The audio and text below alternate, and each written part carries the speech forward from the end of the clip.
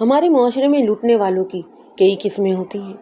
چور رات کی تاریخی میں آتا ہے اور آپ کی نیند خراب کیے بغیر اپنا کام کر کے چلا جاتا ہے، اور صبح جب آپ کو چوری کا پتہ چلتا ہے تو آپ کو فقط مال کے ہی نقصان کا دکھ ہوتا ہے۔ ڈاکو دندناتا ہوا آتا ہے اور مال کے ساتھ ساتھ آپ کا سکون بھی لوٹ کر لے جاتا ہے۔ چور اور ڈاکو کے علاوہ آپ کا ایک اور تیسری قسم کے لٹیرے سے بھی واسطہ پڑا ہوگا۔ یہ لٹیرا آپ کے محلے میں رہتا ہے اور آپ سے سماجی تعلقات بھی رکھتا ہے اور آپ کو لوٹتا بھی رہتا ہے۔ عرف عام میں اس کو دادا گیری یا پھر بدماش کہتے ہیں۔ یہ شخص پولیس اور بااثر لوگوں سے بنا کر رکھتا ہے اور شریف لوگوں سے بھتہ وصول کرتا ہے۔ آج میں آپ کو بھی ایسے ہی شخص کی کہانی سناؤں گا۔ اس کا نام گلاب شاہ عرف بچھو تھا۔ اس کی حیثیت کی وجہ شاید یہ تھی کہ اس نے بچھو کے ڈنگ جیسی خمدار مونچھیں رکھی ہوئی تھی۔ میں نے پہلی مرتبہ اسے قصبے کے مین بازار میں دیکھا تھا۔ میں قتل کی تفتیش کے سلسلے میں ایک جوتوں کی دکان میں کھڑا تھا کہ اس شخص پر میری نظر پڑ گئی۔ اس نے پشاوری چپل، لٹھے کی شلوار اور بوسکی کی قمیض پہن رکھی تھی۔ اس کے گلے میں ریشمی مفلر اور ہاتھ میں ماچس اور سگریٹ کا پیکٹ بھی نظر آ رہا تھا۔ ملک صاحب، السلام علیکم، اس نے نہایت ہی سریلی آواز میں کہا اور جھک کر میرے ساتھ ہاتھ ملایا۔ خادم کو گلاب شاہ کہتے ہیں۔ بڑی خوشی ہوئی آپ سے مل کر۔ میں کسی وقت تھانے میں حاضر ہو کر آپ کے نیاز حاصل کروں گا، اور آپ سے پہلے جو تھانے دار تھے نا، ان سے بھی میری بڑی ہی اچھی سلام دعا تھی۔ بڑے ہی اچھے آدمی تھے۔ میں نے ان سے کہا بھی تھا کہ میرا آپ سے ذکر کر دیں، لیکن میرا خیال ہے کہ وہ بھول گئے ہوں گے۔ اس نے خود ہی فیصلہ کر لیا کہ جانے والے تھانے دار نے اس کا ذکر نہیں کیا تھا۔ میں اس کی شکل و صورت اور وضع قطع کو دیکھ کر سمجھ گیا کہ وہ کس کماش کا آدمی تھا۔ خواجہ صاحب مجھ سے چھوٹی موٹی خدمت لیتے رہتے تھے۔ اس نے قدرے رازدارانہ لہجے میں کہا، یہ بازار کا محکمہ انہوں نے میرے حوالے کیا ہوا تھا۔ میں نے لین دین کے معاملے میں کبھی ہیرا پھیری نہیں کی۔ مولا نے چاہا تو آپ کے ساتھ بھی یہ سلسلہ چلتا ہی رہے گا۔ کسی دن تھانے میں تفصیل سے بات ہوگی۔ خواجہ نذیر احمد مجھ سے پہلے اس علاقے میں تھانے دار تھے اور میرا حال ہی میں وہاں پر تبادلہ ہوا تھا۔ مجھ سے یک طرفہ باتیں کرتے کرتے گلاب شاہ کی نظر دکان کے مالک پر پڑی تو اس نے بڑی روانی سے کہا، چاچا مہر دین، سب خیریت تو ہے نا؟ کوئی روڑا رگڑا ہو تو گلاب شاہ کو یاد کر لینا۔ فکر فاقے کی تو کوئی بات ہی نہیں، خیریت ہے، سب خیریت ہے۔ مہر دین نامی دکاندار نے کہا، ہم شریف لوگ ہیں، اپنے کام سے کام رکھتے ہیں۔ چند قدم کے فاصلے پر ایک پھل والا چھابڑی لگائے بیٹھا تھا۔ گلاب شاہ نے ادھر کھڑے کھڑے چھابڑی والے کو آواز لگائی، اوے پہلوان، یہ آس پاس کیا گن ڈالا ہوا ہے تم نے؟ اٹھاؤ یہ چھلکے ادھر سے۔ نظر نہیں آتا تھانے دار صاحب بازار کا معائنہ کر رہے ہیں؟ دوبارہ گن نظر آیا نا تو اٹھا کر چھاپڑی سمیت دور پھینک دوں گا۔ وہ ایک بار پھر میری طرف متوجہ ہوا۔ اچھا جی ملک صاحب، پھر ملاقات ہوگی۔ بندے کو آپ اپنا خادم ہی سمجھے۔ اتنی دیر میں میں نے اپنے منہ سے ایک لفظ بھی ادا نہیں کیا تھا، مگر وہ ذرا بھی بے مزہ نہیں ہوا۔ اسے نہایت ہی انصاری سے جھک کر مجھے سلام کیا اور آگے کو چل دیا۔ 2 قدم چلنے کے بعد اس نے ایک کپڑے کے دکاندار کو مخاطب کر کے کہا، بٹ صاحب، سب ٹھیک ٹھاک تو ہے نا؟ کوئی کام، کوئی مسئلہ یا کوئی الجھن ہو تو گلاب شاہ کو یاد کر لینا۔ وہ ان لوگوں میں سے تھا جو پل میں بھیڑ اور پل میں بھیڑیا بن جاتے ہیں۔ اس کے جانے کے بعد مہر دین دکاندار نے کہا، بڑا ہی خطرناک آدمی ہے۔ نام تو اس کا گلاب شاہ ہے، مگر لوگ اس کو بچھو کہتے ہیں۔ وہ کہاوت تو آپ نے ضروری سنی ہوگی کہ سانپ کا کانٹا سوئے اور بچھو کا کانٹا روئے۔ یہ شخص جس کو بھی کاٹ لیتا ہے نا، وہ زندگی بھر روتا ہی رہتا ہے۔ یہ کام کیا کرتا ہے؟ میں نے پوچھا۔ بدماشی کرتا ہے جی، دکانداروں چھاپڑی فروشوں سے بھتہ وصول کرتا ہے۔ اچھا، کسی نے اس کے خلاف رپورٹ نہیں لکھوائی؟ کون لکھوائے گا رپورٹ، اور کہاں لکھوائیں؟ آپ کا تو مجھے پتہ نہیں، مگر آپ سے پہلے جو تھانے دار تھے نا، وہ بھتے میں سے حصہ وصول کرتے تھے۔ اس بچھو نے 4-5 لفنگے بھی رکھے ہوئے ہیں۔ جو شخص بھتہ نہیں دیتا، یہ اپنے لفنگوں کے ذریعے اس کو پھینٹے لگوا دیتا ہے۔ جب سے آپ آئے ہیں دکانداروں نے ایک کر کے بھتہ بند کیا ہوا ہے، لیکن ریڑھی اور چھاپڑی والے مجبور ہیں، ان سے یہ اب بھی بھتہ لیتا ہے۔ کیوں؟ آپ کا نچلا عملہ ان کے ساتھ ملا ہوا ہے۔ جو ریڑھی یا چھاپڑی والا بھتہ نہیں دیتا، اس کو اٹھا دیا جاتا ہے۔ یہ ایک ایسی بیماری ہے جس کا علاج بہت مشکل ہے۔ دوسرے دن میں نے تھانے کے عملے کو بلا کر ڈانٹ ڈپٹ کی اور کہا کہ کوئی شخص چھاپڑی فروشوں سے بھتہ نہ لے، لیکن میری اس بات کا کوئی اثر نہیں ہوا۔ اگر ایک آدھ آدمی خراب ہو تو اس کے خلاف کارروائی کر کے اسے سیدھا کیا جا سکتا ہے، مگر جہاں آوے کا آوے بگڑا ہو وہاں اصلاح کرنا بہت مشکل ہوتا ہے۔ دوسری بات یہ کہ وہ غریب آدمی جو صبح روزی کمانے کے لیے گھر سے نکلتا ہے، وہ تھانے کچہری کے چکر میں نہیں پڑنا چاہتا۔ اگر وہ رپورٹ درج کروائے گا تو پھر اس کی دھاڑی ماری جائے گی، نہ صرف دھاڑی ماری جائے گی بلکہ روزگاری کا سلسلہ بھی بند ہو جائے گا۔ دوسرے دن اسے ٹھیلا لگانے کی وہاں پر اجازت بھی نہیں ملے گی۔ مختصر بات یہ کہ اس ملک میں غریب کی بات سننے کا کوئی بھی مؤثر ذریعہ نہیں، اور افسوس کی بات یہ کہ غریب کا اپنا کردار بھی اتنا قابل رشک نہیں ہے۔ جب اسے کرسی مل جاتی ہے تو پچھلا وقت بھول جاتا ہے اور غریبوں کو ہی رگڑا لگانا شروع کر دیتا ہے۔ چند ہی روز کے بعد گلاب شاہ عرف بچھو ایک حوالدار کے ساتھ میری قیام گاہ پر پہنچ گیا۔ وہ اپنے ساتھ پھلوں کا ایک ٹوکرا لے کر آیا تھا۔ ٹوکرے کے اوپر ریشمی رومال میں لپٹی ہوئی نوٹوں کی گٹی بھی رکھی ہوئی تھی۔ السلام علیکم ملک صاحب، گلاب شاہ نے کہا اور اس بحادت جھک کر میرا مصافحہ کرنا چاہا، مگر میں نے اس کے ہاتھ کو نظر انداز کر دیا اور اس کی آمد کا مقصد پوچھا۔ بس جی سلام کرنے کے لیے حاضر ہوا ہوں، اس نے میرے موڈ کی پرواہ کیے بغیر کہا۔ یہ کچھ موسم کا پھل آیا تھا، تھوڑا سا آپ کے لیے لے کر آیا ہوں۔ اس کا انداز ایسا ہی تھا جیسے اس کے جچتی پشتی پھلوں کے باغات تھے۔ میں نے پوچھا، اور یہ رومال میں کیا ہے؟ یہ آپ کے لیے کچھ نذرانہ ہے، مجھے اپنا خدمت گار ہی سمجھے۔ خواجہ صاحب کے ساتھ میرے بڑے ہی اچھے مراسم تھے، پتہ نہیں انہوں نے آپ سے میرا ذکر کیا تھا یا نہیں۔ حوالدار نے کہا، سر یہ گلاب شاہ بڑے ہی کام کا بندہ ہے، پولیس کے لیے مخبری وغیرہ بھی کرتا ہے، جہاں ہم لوگ نہیں پہنچ سکتے وہاں پر یہ پہنچ جاتا ہے۔ خواجہ صاحب اس کی بڑی قدر کرتے تھے۔ میں نے سخت لہجے میں گلاب شاہ سے کہا، مجھے پتہ چلا ہے کہ تم دکانداروں سے بھتہ وصول کرتے ہو۔ توبہ جی توبہ، میری کیا مجال، اس نے کانوں کو ہاتھ لگاتے ہوئے کہا، میں تو حکم کا بندہ ہوں، خواجہ صاحب جو حکم دیتے تھے وہی کرتا تھا۔ اب آپ نے خواجہ صاحب کی گدی سنبھال لی ہے تو میں آپ کا حکم مانوں گا۔ یہ ٹوکرے اور پیسے اٹھاؤ اور گم کرو اپنی شکل۔ میں نے سنجیدہ لہجے میں کہا، میں خواجہ صاحب نہیں ہوں، اگر مجھے تمہاری کوئی شکایت ملی نا تو میں نرمی نہیں کروں گا۔ میں حوالدار کی طرف متوجہ ہوا، تم بھی سن لو، اگر تم نے یا تھانے کے کسی دوسرے آدمی نے اس شخص سے تعلق رکھا تو میں اس کے ساتھ کوئی نرمی نہیں برتوں گا۔ ملک صاحب آپ تو خواہ ناراض ہو رہے ہیں، گلاب شاہ نے کہا، کوئی غلطی ہو گئی ہے کیا مجھ سے؟ گلاب شاہ، جانتے ہو لوگ تمہیں کس نام سے پکارتے ہیں؟ لوگوں کا کیا ہے جی، لوگ کسی کو سانپ اور کسی کو بچھو بنا دیتے ہیں۔ دوسرے لفظوں میں اس نے یہ کہا تھا کہ پولیس والے تو ہوتے ہی بے عزت ہیں، ان کے ساتھ کام کرنے والے بھی بے عزت ہو جاتے ہیں۔ مجھے اس کی بات پر غصہ تو بہت آیا، مگر اس وقت سب کرنا ہی مناسب سمجھا۔ اس نے میرے اصرار پر پھلوں کا ٹوکرا اٹھا لیا اور جاتے جاتے بولا، حضور آپ کے حکم پر واپس جا رہا ہوں، پر بندہ ہوں میں بہت کام کا، جب بھی میری ضرورت پڑے بس اشارہ کر دیجیے گا، فوراً حاضر ہو جاؤں گا۔ گلاب شاہ دور رہو پولیس سے اور عزت بچاؤ اپنی، میں نے کہا، ہمارے پاس کام کرنے والوں کی کمی نہیں ہے۔ وہ مکار آدمی میری باتوں پر بس ہنستا رہا اور عاجزی سے باتیں کرتا رہا۔ مجھے معلوم تھا کہ تھانے کے کچھ لوگ اس کے ساتھ ملے ہوئے ہیں، اسی لیے وہ اپنی حرکتوں سے باز نہیں آئے گا، لہٰذا میں نے اس کے معاملات پر نظر رکھنی شروع کر دی۔ چند روز کے بعد مجھے معلوم ہوا کہ اس کے ہاتھوں 2 آدمی قتل ہو چکے تھے، ایک پر قتل کا مقدمہ بھی چلا تھا، مگر گلاب شاہ نے گواہوں کو ڈرا دھمکا کر بیان بدلنے پر مجبور کر دیا، اس لیے وہ عدالت سے باعزت بری ہو گیا۔ دوسرے کیس میں زمین کے جھگڑے میں ایک نوجوان لڑکے کو قتل کر کے اس کی لاش نہر میں پھینک دی۔ اس واردات میں بھی 2 عینی گواہ موجود تھے، لیکن لڑکے کا باپ کمزور آدمی تھا، وہ گلاب شاہ کی دھمکی سے ڈر گیا۔ اس کا نام بدر دین تھا، مقتول اس کا اکلوتا بیٹا تھا۔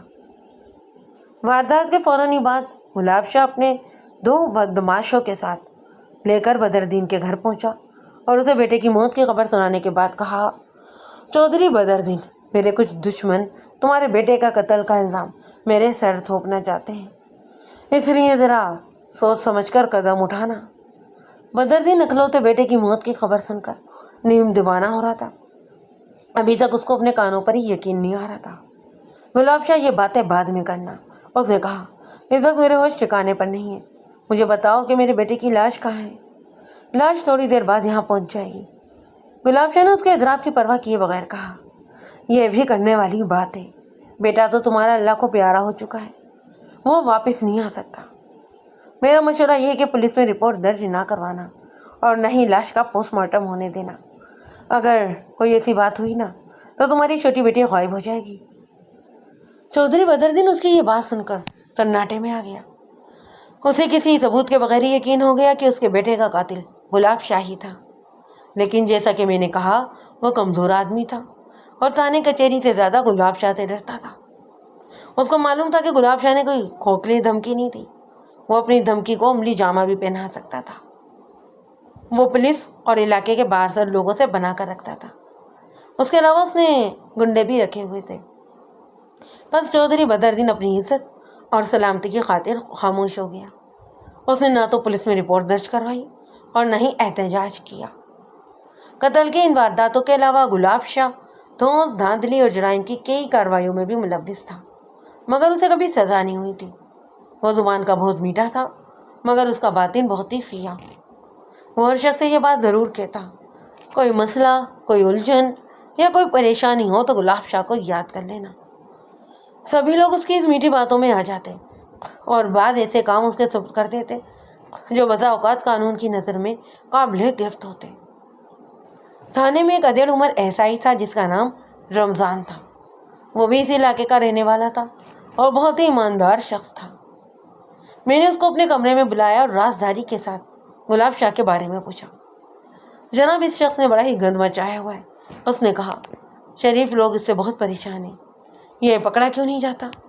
پکڑے کون؟ پکڑنے والے اس سے کام لیتے ہیں۔ خواجہ صاحب کا تو یہ خاص بندہ تھا، ہاں میرے پاس بھی آیا تھا پھلوں کا ٹوکرا لے کر اور رقم، مگر میں نے دونوں ہی چیزیں واپس کر دیں۔ آپ نظر رکھیں اس پر، اگر یہ کوئی غیر قانونی کام کرے تو فوراً سے پیشتر کارروائی کریں۔ میں تو نظر رکھوں گا، اس نے کہا، مگر مسئلہ یہ ہے کہ تھانے میں کچھ لوگ اس کے دوست تھے، اس کو اندر کی خبر پہنچا دیتے ہیں۔ دوسری بات یہ ہے کہ گلاب شاہ بہت ہی ہوشیار آدمی ہے، اپنا دامن بچا کر جرم کرتا ہے۔ اگر کبھی پکڑا بھی جاتا ہے تو لوگ اس کے خلاف گواہی بھی نہیں دیتے، اس کے ساتھ ہی گواہوں کو دھمکانا شروع کر دیتے۔ کچھ بھی ہو، یہ شخص قانون کی گرفت میں ضرور آنا چاہیے۔ مجھے پتہ چلا ہے کہ یہ 2 انسانوں کا قاتل بھی ہے۔ اگر ہم نے اس کو کیفر کردار تک نہ پہنچایا تو اس کی شرارتوں سے کوئی شخص محفوظ نہیں رہے گا۔ ایسا ہی رمضان نے وعدہ کیا کہ وہ گلاب شاہ پر نظر رکھے گا اور موقع ملتے ہی اس کو گرفتار بھی کر لے گا۔ چند روز کے بعد عنایت حسین نامی ایک لوہار نے تھانے میں رپورٹ درج کروائی کہ اس کی بکری چوری ہو گئی ہے۔ بظاہر یہ ایک عام سی رپورٹ تھی، میں نے اس پر کوئی بھی خاص توجہ نہیں دی، البتہ ایک حوالدار سے کہہ دیا کہ وہ اس معاملے کی تفتیش کر کے مجھے رپورٹ دے۔ دیہی علاقوں میں مویشی چوری ہونے کی شکایتیں عام تھیں۔ بعض دفعہ مویشی اپنے ریوڑ سے بچھڑ کر ادھر ادھر بھی ہو جاتے اور 2-4 دن کے بعد مل جاتے۔ جس بکری کی رپورٹ درج کروائی گئی تھی اس کے بارے میں بھی میرا خیال تھا کہ یہ راستہ بھٹک گئی تھی۔ 2 روز کے بعد حوالدار نے اطلاع دی کہ بکری کا سراغ مل گیا ہے۔ کہاں ہے بکری؟ میں نے پوچھا۔ وہ خادم حسین نامی زمیندار کے باڑے میں دیکھی گئی ہے، اگر اجازت ہو تو چھاپا مار کر برآمد کر لیا جائے۔ وہی بکری ہے یا پھر کوئی اور ہے؟ حلیہ تو وہی ہے جو عنایت لوہار نے بتایا تھا۔ میں نے ایسا ہی رمضان کو بلا کر کہا کہ آپ حوالدار کے ساتھ چلے جائیں اور بکری برآمد کر کے یہاں پر لے آئیں، لیکن پہلے اچھی طرح تسلی کر لیں، بلکہ عنایت لوہار کو بھی ساتھ لے جائیں۔ کوئی گرفتاری بھی کرنی ہے، اگر بکری واقعی چوری کی گئی ہے تو گرفتاری بھی کرنی پڑے گی۔ ایسے ہو سکتا ہے کہ بکری غلطی سے زمیندار کی بکریوں میں مل گئی ہو۔ ایسا ہی اور حوالدار رخصت ہو گئے۔ تقریباً 1 گھنٹے کے بعد بکری کی میں کی آواز سنائی دینے لگی۔ تھوڑی دیر کے بعد حوالدار اور ایسا ہی 2 آدمیوں کے ساتھ میرے کمرے میں داخل ہوا۔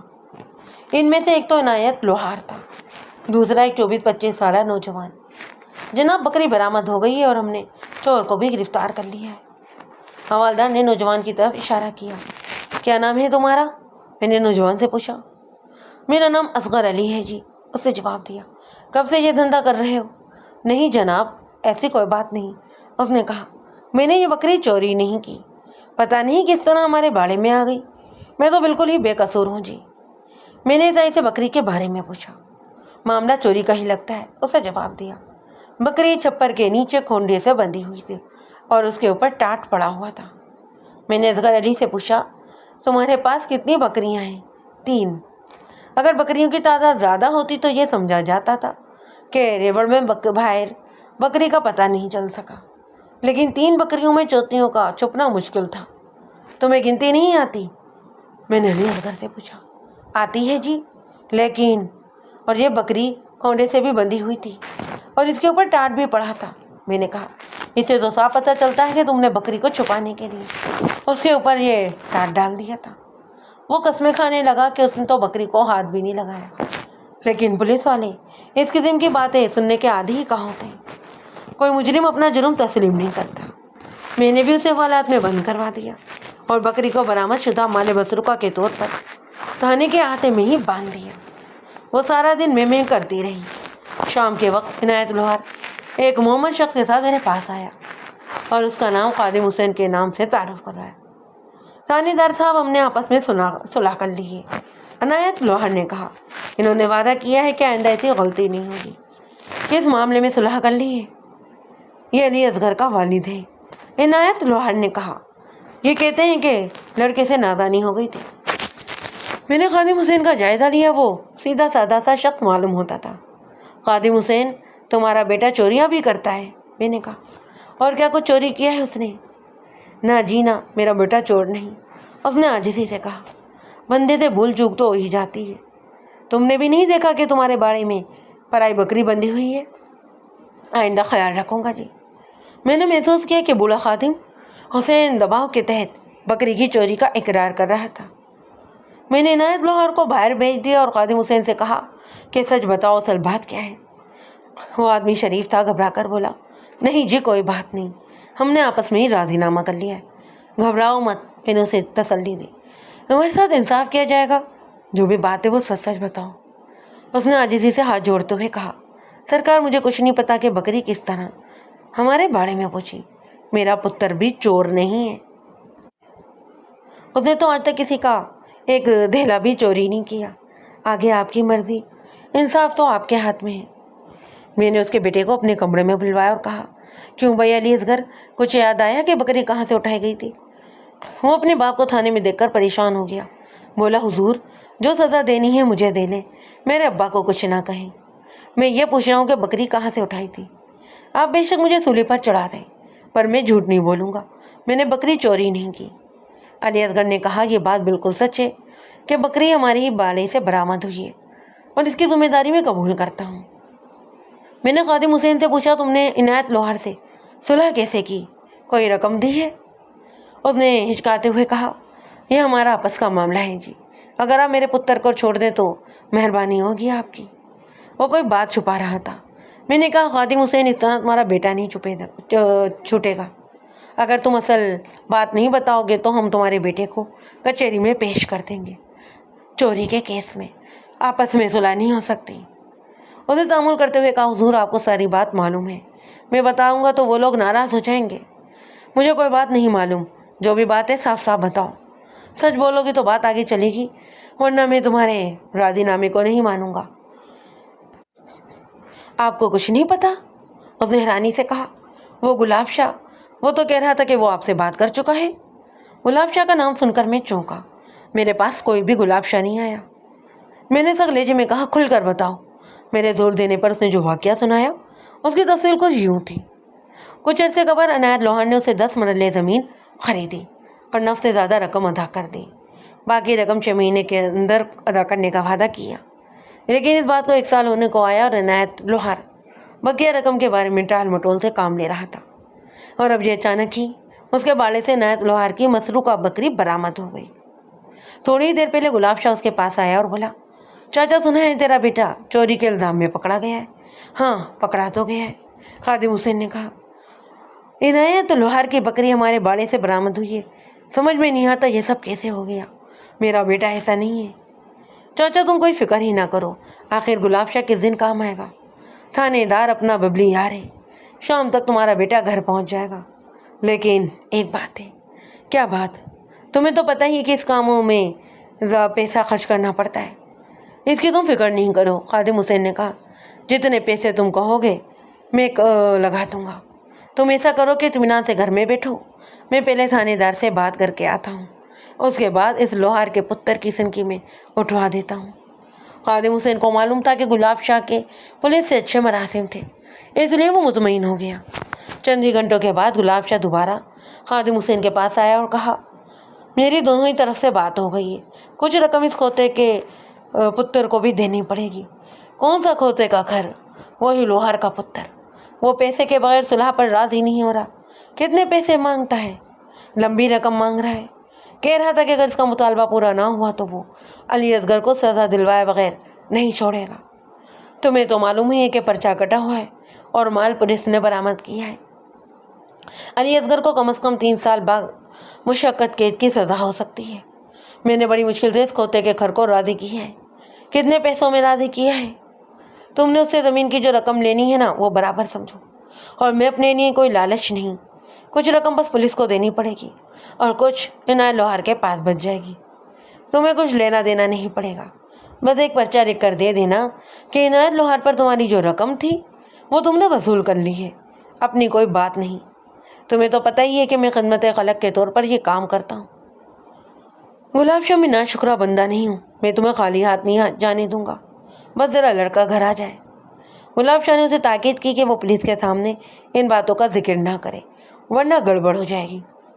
میں نے ساری بات سننے کے بعد خادم حسین سے کہا، ہمارے بیٹے کو ایک رات اور تانے میں رہنا پڑے گا۔ کیوں جی؟ آپ نے تو وعدہ کیا تھا کہ آپ علی اصغر کو چھوڑ دیں گے۔ معاملہ بکری کی چوری کا نہیں، کچھ اور ہے۔ ابھی تم گھر جاؤ، مجھے اور کچھ کارروائی کرنا پڑے گی۔ وہ خاصی پریشانی کے عالم میں تھانے سے رخصت ہو گیا۔ میں نے اس کے بیٹے کو حوالات میں بھجوایا اور عنایت لوہار کو اندر بلوایا اور غصے سے کہا، میں تمہیں 420 کے تحت گرفتار کر رہا ہوں۔ جی؟ خوف کے باعث اس کا منہ کھل گیا۔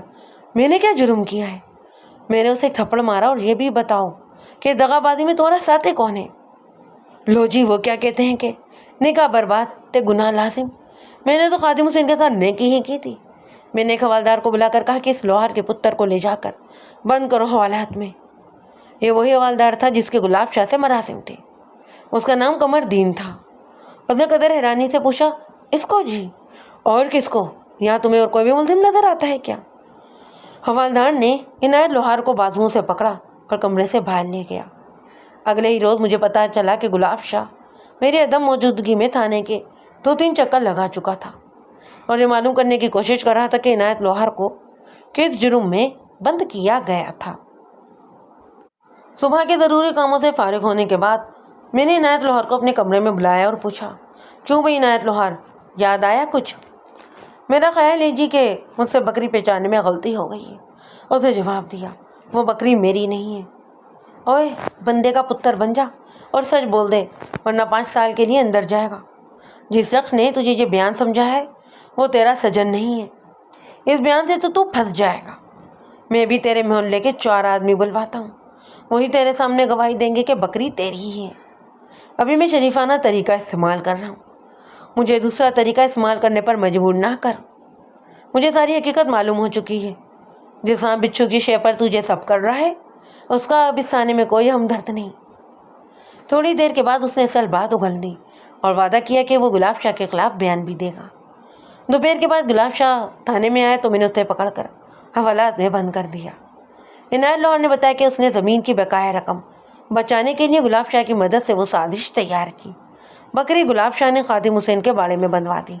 وہ کیس اتنا مضبوط نہیں تھا، مجھے معلوم تھا کہ گلاب شاہ عدالت میں جا کر چھوٹ جائے گا، لہٰذا میں نے اسے معافی نامہ لکھوایا، عنایت لوہار سے خادم حسین کی رقم دلوائی اور دونوں کو چھوڑ دیا۔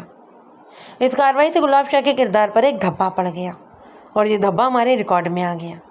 مجھے یقین تھا کہ وہ دوبارہ کوئی نہ کوئی حرکت کرے گا اور مجھے اس کے ریکارڈ میں ایک دھبے کا اضافہ کرنے کا اور موقع ملے گا۔ اسی طرح وہ بدتریج ہماری گرفت میں آ جائے گا۔ چند ہی ہفتوں کے بعد مجھے ایک ثانیے کی اطلاع ملی۔ رضوان نامی ایک نوجوان جس کی عمر 21 سال تھی اپنے مکان کی پہلی منزل سے گر کر شدید زخمی ہو گیا اور اسپتال میں بے ہوش پڑا تھا۔ میں نے عیسائی رمضان کو صورتحال سمجھانے کے معلوم کرنے کے لیے اسپتال بھیج دیا۔ وہ تقریباً 2 گھنٹے کے بعد واپس آیا اور بتایا کہ معاملہ کچھ پراسرار معلوم ہوتا ہے۔ رضوان کسی اتفاقی حادثے کے نتیجے میں چھت سے نہیں گرا، اسے قتل کی نیت سے گرایا گیا تھا۔ اس وقت صبح کے 10 بجے تھے اور حادثہ گزشتہ رات کسی وقت پیش آیا تھا۔ میں عیسائی کے ساتھ اسپتال پہنچا اور زخمی نوجوان کے بارے میں پوچھا۔ اسپتال میں رضوان کے عزیز و اقارب بھی موجود تھے۔ رضوان کو تھوڑی ہی دیر پہلے ہوش آیا ہے، ڈاکٹر نے بتایا، مگر وہ ابھی بات کرنے کے قابل نہیں ہے۔ اس کی حالت بہت نازک ہے اور بچنے کی امید بہت کم نظر آتی ہے۔ میں نے ڈاکٹر کی اجازت سے اندر جا کر زخمی نوجوان پر نظر ڈالی۔ وہ پٹیوں میں لپٹا ہوا بے سود پڑا تھا۔ اس کی نیمہ آنکھوں میں شناخت کا کوئی بھی تاثر نہیں تھا۔ میں نے ڈاکٹر کو ایک طرف لے جا کر پوچھا کہ حادثے کے بارے میں کیا رپورٹ ہے آپ کی؟ میں آپ کے عیسائی صاحب کو بتا تو چکا ہوں کہ نوجوان کے جسم پر تشدد کے نشان ہیں۔ کسی سندل شخص نے تشدد کے بعد اسے اوپر کی منزل سے نیچے پھینک دیا تھا اور بظاہر یہی نظر آتا ہے کہ اسے قتل کی نیت سے پھینکا گیا ہے۔ اسے اسپتال کون لایا ہے؟ رات کے وقت 2 معلوم افراد اسے ٹانگے میں ڈال کر یہاں لائے تھے۔ انہوں نے اپنا پتہ نہیں بتایا۔ ان کا کہنا تھا کہ نوجوان زخمی حالت میں گلی میں پڑا تھا اور وہ انسانی ہمدردی کی بنیاد پر اسے ٹانگے میں ڈال کر اسپتال لے آئے۔ میں نے رضوان کے رشتہ داروں سے حادثے کے بارے میں پوچھا، مگر وہ کوئی بھی تسلی بخش جواب نہ دے سکے۔ رضوان کے باپ نے میرے سوال پر کہا کہ وہ لوگ ایک شادی پر گئے ہوئے تھے اور رات کے 10 بجے واپس آئے تھے۔ رضوان بھی ان کے ساتھ ہی گیا تھا، مگر واپسی میں وہ ان کے ساتھ نہیں آیا تھا۔ رضوان کی ماں نے یہ کہا کہ ہم سمجھے کہ رضوان شادی والے ہی گھر میں رہ گیا ہوگا، اس لیے ہم نے زیادہ فکر نہیں کی۔ لیکن صبح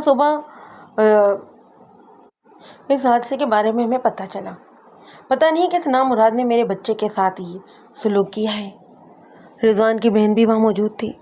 میں نے محسوس کیا کہ وہ مجھ سے نظریں چرانے کی کوشش کر رہی تھی۔ شاید وہ اس ثانیہ کے بارے میں کچھ جانتی تھی۔ مزید پوچھ گچھ کرنے پر معلوم ہوا کہ رضوان کو اپنے ہی مکان کی پہلی منزل سے گرایا گیا تھا۔ اسے تقریباً 9:15 بجے اسپتال پہنچایا گیا۔ اس کا مطلب یہ تھا کہ وہ ثانیہ 9 بجے سے پہلے ہی پیش آیا تھا۔ سوال یہ تھا کہ رضوان کو اس وقت شادی والے گھر میں ہونا چاہیے تھا، لیکن وہ اپنے گھر میں کیا کر رہا تھا؟ اور اس کی ماں نے بتایا کہ چونکہ شادی ان کے قریبی عزیزوں کی تھی، اس لیے وہ دوپہر کے وقت ہی وہاں چلے گئے تھے۔ میرے سوال پر انہوں نے بتایا کہ رضوان کا کوئی دشمن بھی نہیں تھا۔ میں نے وقوع پہ جا کر معائنہ کیا اور ادھر ادھر سے پوچھ گچھ بھی کرنے لگا۔ مکان کی اوپری منزل پر 2 کمرے بنے ہوئے تھے۔ دونوں کمروں کی حالت ٹھیک تھی اور کوئی ایسی بات نظر نہیں آتی تھی جس سے یہ پتہ چلتا کہ وہاں کش و مکش کی گئی تھی۔ دونوں ہی کمرے خوابگاہ کے طور پر استعمال ہوتے تھے۔ رضوان کی ماں اپنے چھوٹے بیٹے اور بیٹی کے ساتھ گھر آ گئی اور اسی نے ہمیں وہ کمرے دکھائے تھے۔ اس نے بتایا کہ ایک کمرے میں اس کے بیٹے اور دوسرے کمرے میں بیٹی سوتی تھی۔ جس کمرے کو اس نے اپنی بیٹی کی خوابگاہ بتایا، اس میں قدم رکھتے ہی مجھے سگریٹ اور دھوئیں کی بو نظر آئی۔ کمرہ بالکل ہی صاف تھا اور اس میں نہ کوئی راکدان تھا اور نہ ہی سگریٹ کا ٹوٹا۔ میں نے رضوان کی ماں سے پوچھا، کیا آپ کا کوئی بیٹا سگریٹ بھی پیتا ہے؟ نہیں، اس نے نفی میں سر ہلایا۔ خدا کے فضل سے میرے کسی بیٹے نے آج تک سگریٹ کو ہاتھ بھی نہیں لگایا۔ میں نے اس کی بیٹی کی طرف دیکھا جو اس کے پیچھے پریشان حال کھڑی تھی۔ مجھے اپنی طرف متوجہ پا کر اس نے ایک بار پھر نظریں چرائیں۔ میں نے خود سے سوال کیا، کیا یہ لڑکی سگریٹ پیتی ہے؟ اس کی عمر 15-16 سال کے لگ بھگ تھی اور صورت بڑی ہی معصوم تھی۔ دل نہیں مانتا تھا کہ وہ سگریٹ پیتی ہوگی، لیکن بات تو یقینی تھی کہ اس کے ذہن پر کوئی بوجھ تھا۔ وہ کوئی ایسی بات جانتی تھی جس کا اظہار کرنا مشکل تھا۔ کہیں ایسا تو نہیں تھا کہ کوئی لڑکا اس سے ملنے آتا تھا اور رضوان کو اس بات کا پتہ چل گیا ہو۔ میں نے غور سے کہا کہ میں آپ کی بیٹی سے علیحدگی میں 1-2 باتیں کرنا چاہتا ہوں۔ سعیدہ سے؟ عورت پریشان ہو گئی۔ آپ پریشان نہ ہو، خطرے کی کوئی بات نہیں، میں نے کہا۔ ویسے میرا خیال ہے کہ سعیدہ آپ کے سامنے میرے سوال کا جواب نہیں دے سکے گی۔ عورت کے چہرے پر اضطراب نظر آنے لگا، تاہم وہ میرے اصرار پر دوسرے کمرے میں چلی گئی۔ سعیدہ کا رنگ سفید پڑ گیا تھا۔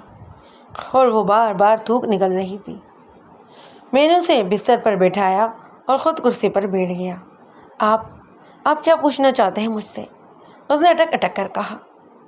دیکھو بی بی، پریشان ہونے کی ضرورت نہیں، میں نے نرمی سے کہا۔ میں تمہاری یہاں پر مدد کرنے آیا ہوں۔ تم یہ نہیں چاہتی کہ تمہارے بھائی پر تشدد کرنے والے پکڑے جائیں، لیکن مجھے تو کوئی بات ہی نہیں معلوم۔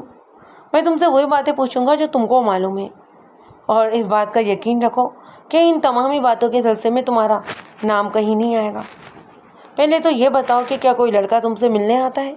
نہیں، یہاں تو کوئی نہیں آتا، اور میں کسی لڑکے کو جانتی بھی نہیں۔ اس کمرے میں سگریٹ کی بو پھیلی ہوئی ہے، کون پیتا ہے یہاں سگریٹ؟ یہ تو مجھے نہیں پتا۔ میں جب آئی تو فرش پر بہت سارے سگریٹ کے ٹوٹے پڑے ہوئے تھے، میں نے ان کو اٹھا کر باہر پھینک دیا۔ تمہارے بھائی سے ملنے کون آیا تھا؟ بھائی سے؟ اس کے چہرے پر ہلکی سی سرخی دوڑ گئی، لیکن وہ تو اس نے اپنی لامعنی بات ادھوری چھوڑ دی۔ میں نے اندازہ لگایا کہ غالباً کوئی لڑکی رضوان سے ملنے آتی تھی، اور سعیدہ دونوں کی رازدار تھی۔ شاید وہ یہ بات کہتے کہتے رک گئی تھی کہ وہ تو ایک لڑکی تھی۔ میں نے پوچھا، تمہارے بھائی کو کوئی لڑکی ملنے آئی تھی؟ اس نے پریشان نظروں سے دروازے کی طرف دیکھا، پھر بڑی آہستگی سے ہاں میں گردن ہلا دی۔ کون سی لڑکی؟ اگر اس کے گھر والوں کو یہ بات معلوم ہو گئی تو وہ اس کو مار ڈالیں گے۔ میرا خیال ہے کہ ان کو یہ بات معلوم ہو چکی ہے، میں نے کہا۔ اور تمہارے بھائی کا جو حشر ہوا ہے نا، وہ اسی لڑکی کی وجہ سے ہوا ہے۔ کون ہے وہ؟ کہاں رہتی ہے؟ کافی تردد کے بعد اس نے اس لڑکی کا نام زہرا بتایا۔ وہ اس کے پڑوس میں رہتی تھی اور اس کی کلاس فیلو تھی۔ رضوان اور زہرا ایک دوسرے سے محبت کرتے تھے اور سعیدہ کے تعاون سے چوری چھپے ملاقاتیں کر لیتے۔ اس روز چونکہ سعیدہ کے گھر والے شادی میں جا رہے تھے، اس لیے دونوں نے خصوصی ملاقات کا پروگرام بنا لیا تھا۔ معلوم کرنے والی بات یہ تھی کہ اس ملاقات کے دوران وہاں پر کون آیا اور اس نے کیا کیا تھا۔ میں نے سعیدہ سے کہا، تمہیں کمرہ صاف نہیں کرنا چاہیے تھا، ہم کمرے میں بکھری ہوئی چیزوں سے مجرموں کے بارے میں اندازہ لگا سکتے تھے۔ میں نے تو ایسی بات سوچی بھی نہیں تھی، میں سمجھی کہ رضوان بھائی کے کوئی دوست آ گئے ہوں گے۔ سعیدہ نے مزید یہ بتایا کہ زہرا 3 بہنوں میں منجلی بہن تھی۔ اس کا صرف ایک ہی بھائی تھا جو بہنوں سے چھوٹا تھا۔ اس کی عمر 12 سال کے لگ بھگ تھی۔ باپ کا نام صداقت حسین تھا۔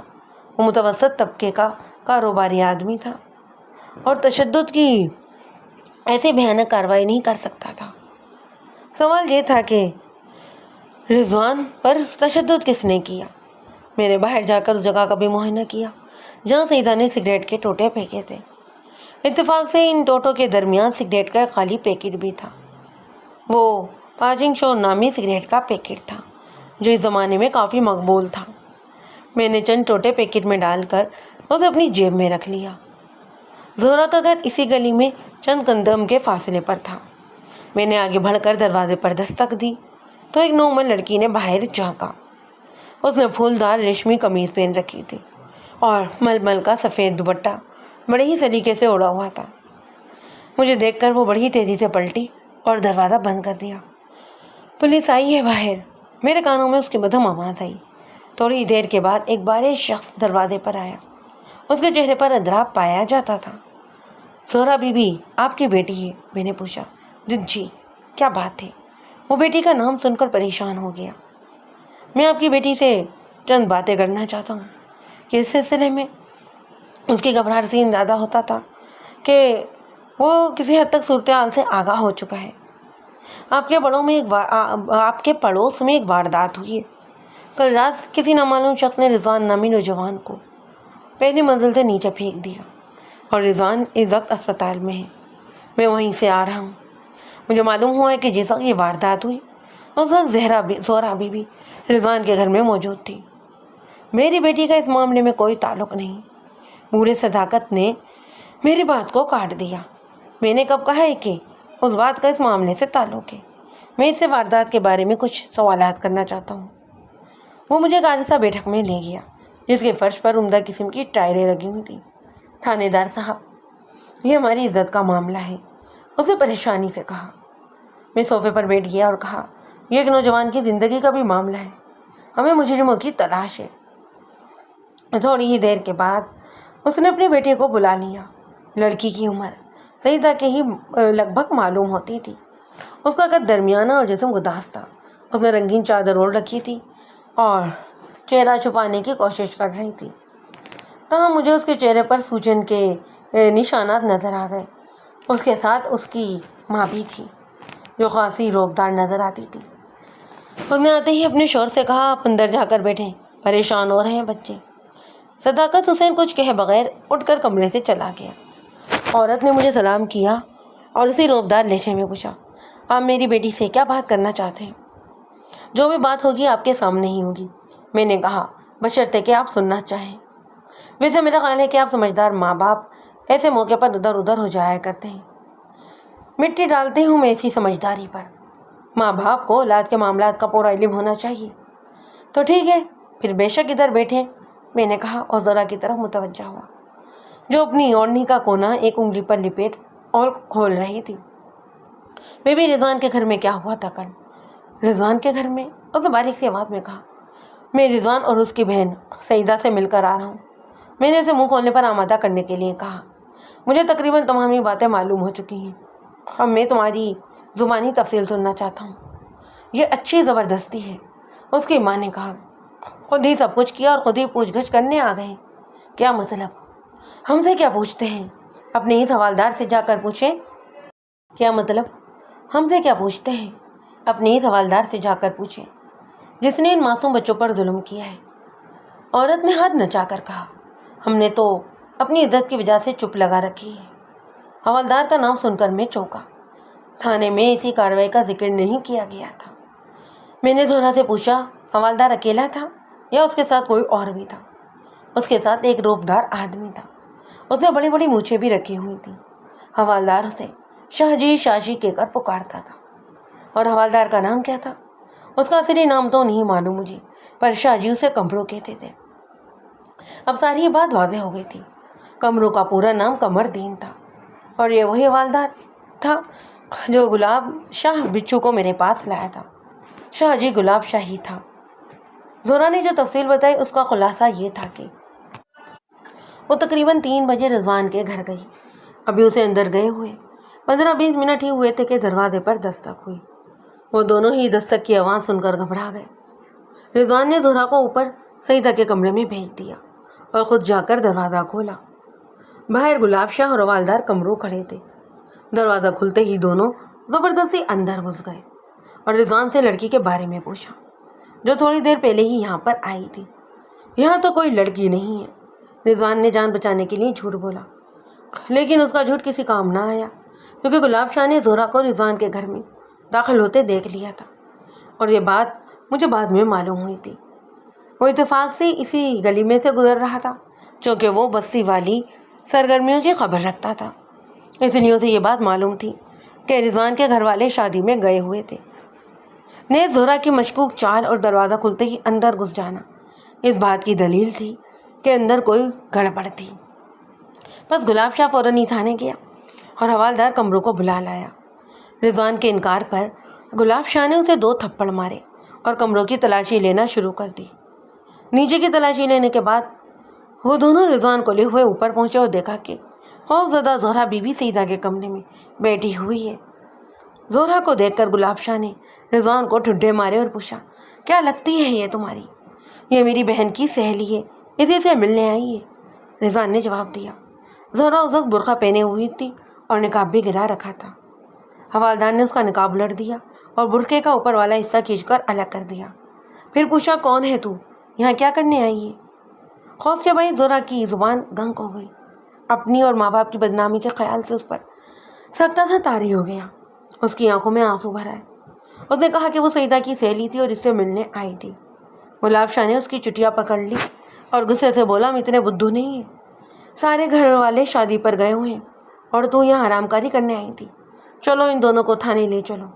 وہ دونوں ہی اس کی منت سماجت کرنے لگے۔ گلاب شاہ بستر پر پھیل کر بیٹھ گیا اور حوالدار کرسی پر بیٹھ گیا۔ ان دونوں نے دونوں کو فرش پر بٹھایا اور مختلف طریقوں سے ان کو اذیت دینے لگے۔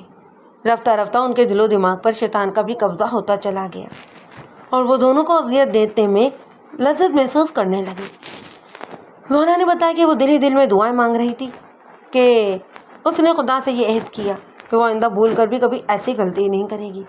گلاب شاہ نے ان سے کہا کہ اگر وہ 1,000 روپے کا انتظام کر دیں تو وہ ان کو چھوڑ دیں گے، ورنہ تھانے میں لے جا کر بند کر دیں گے۔ یہ اس زمانے کی بات ہے جب سونا 100 روپے تولہ مل جاتا۔ 1000 روپے کا مطلب تھا 10 تولے سونا۔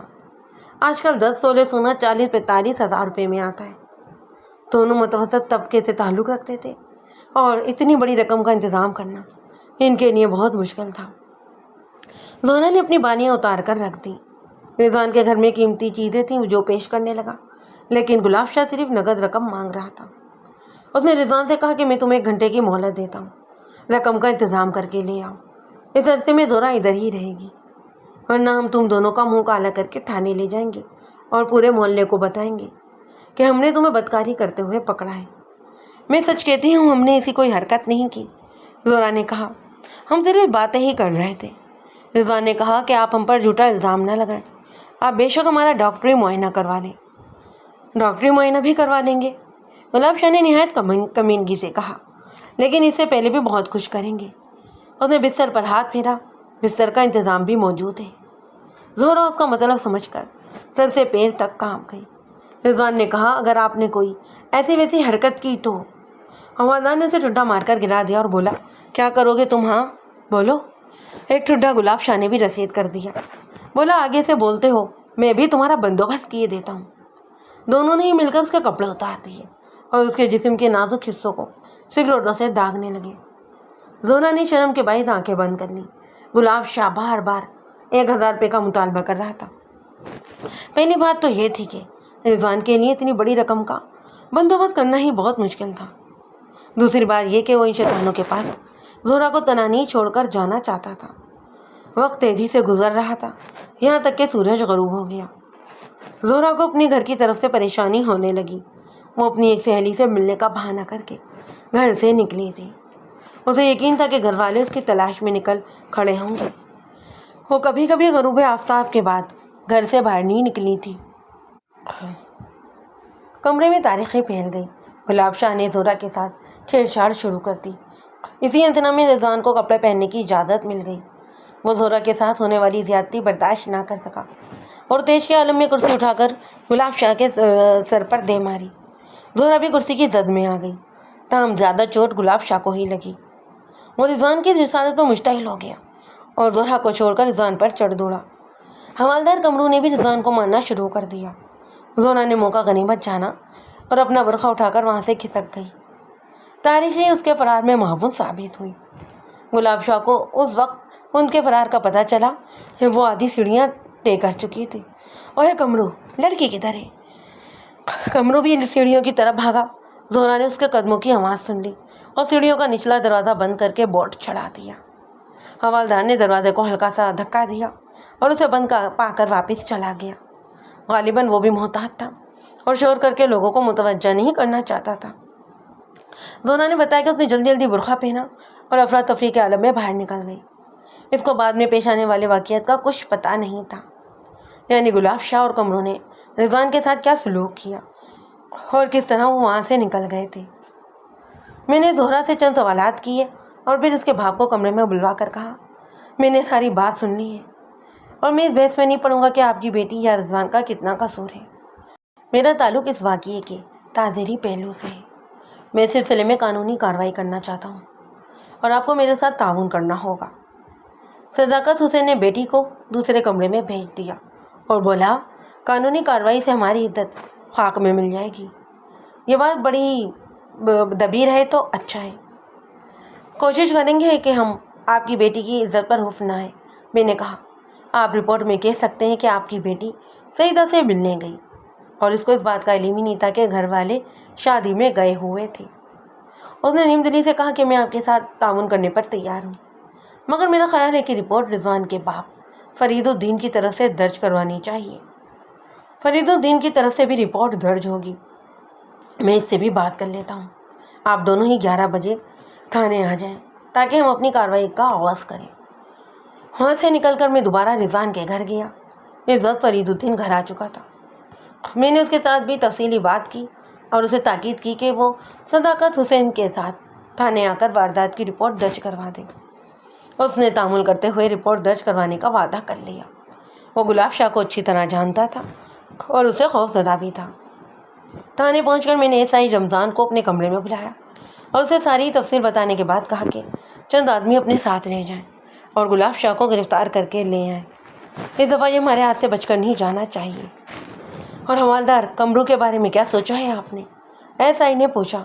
وہ آج ابھی تک ڈیوٹی پر نہیں آیا۔ اس کے خلاف بھی کارروائی ہوگی۔ ہیڈ کلرک سے کہہ دیں کہ وہ جیسے ہی ڈیوٹی پر آئے اسے میرے پاس بھیج دیں۔ میں اسے مطلع کر کے حوالات میں بند کر دوں گا۔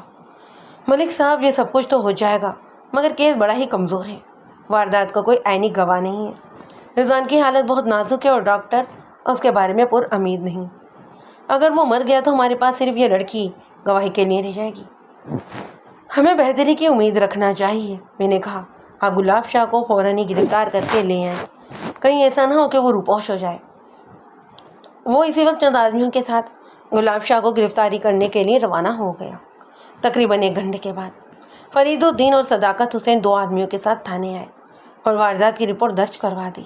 انہوں نے گلاب شاہ اور حوالدار کمرو کو نامزد کیا۔ اس کے تھوڑی دیر بعد کمرو تھانے پہنچا تو میں نے اس کی پیٹی اتروا کر اسے بھی حوالات میں بند کر دیا۔ ابھی رضوان کا بیان نہیں لیا جا سکا تھا اور اس کا بیان اس واردات میں سب سے اہم تھا۔ شام کے وقت ایسا ہی خالی ہاتھ واپس آ گیا۔ اس نے گلاب شاہ کے تمامی ٹھکانے دیکھ ڈالے مگر وہ کہیں بھی نہیں ملا تھا۔ تھوڑی دیر کے بعد مجھے ایک اور خبر ملی۔ تقریباً 7 بجے میں رضوان کا بیان لینے اسپتال جا پہنچا تو پتہ چلا کہ وہ تو جان باغ ہو گیا تھا۔ اگلے روز تقریباً 3 بجے گلاب شاہ اپنے 2 ساتھیوں کے ساتھ تھانے آ پہنچا اور سیدھا میرے کمرے میں ہی آ گیا۔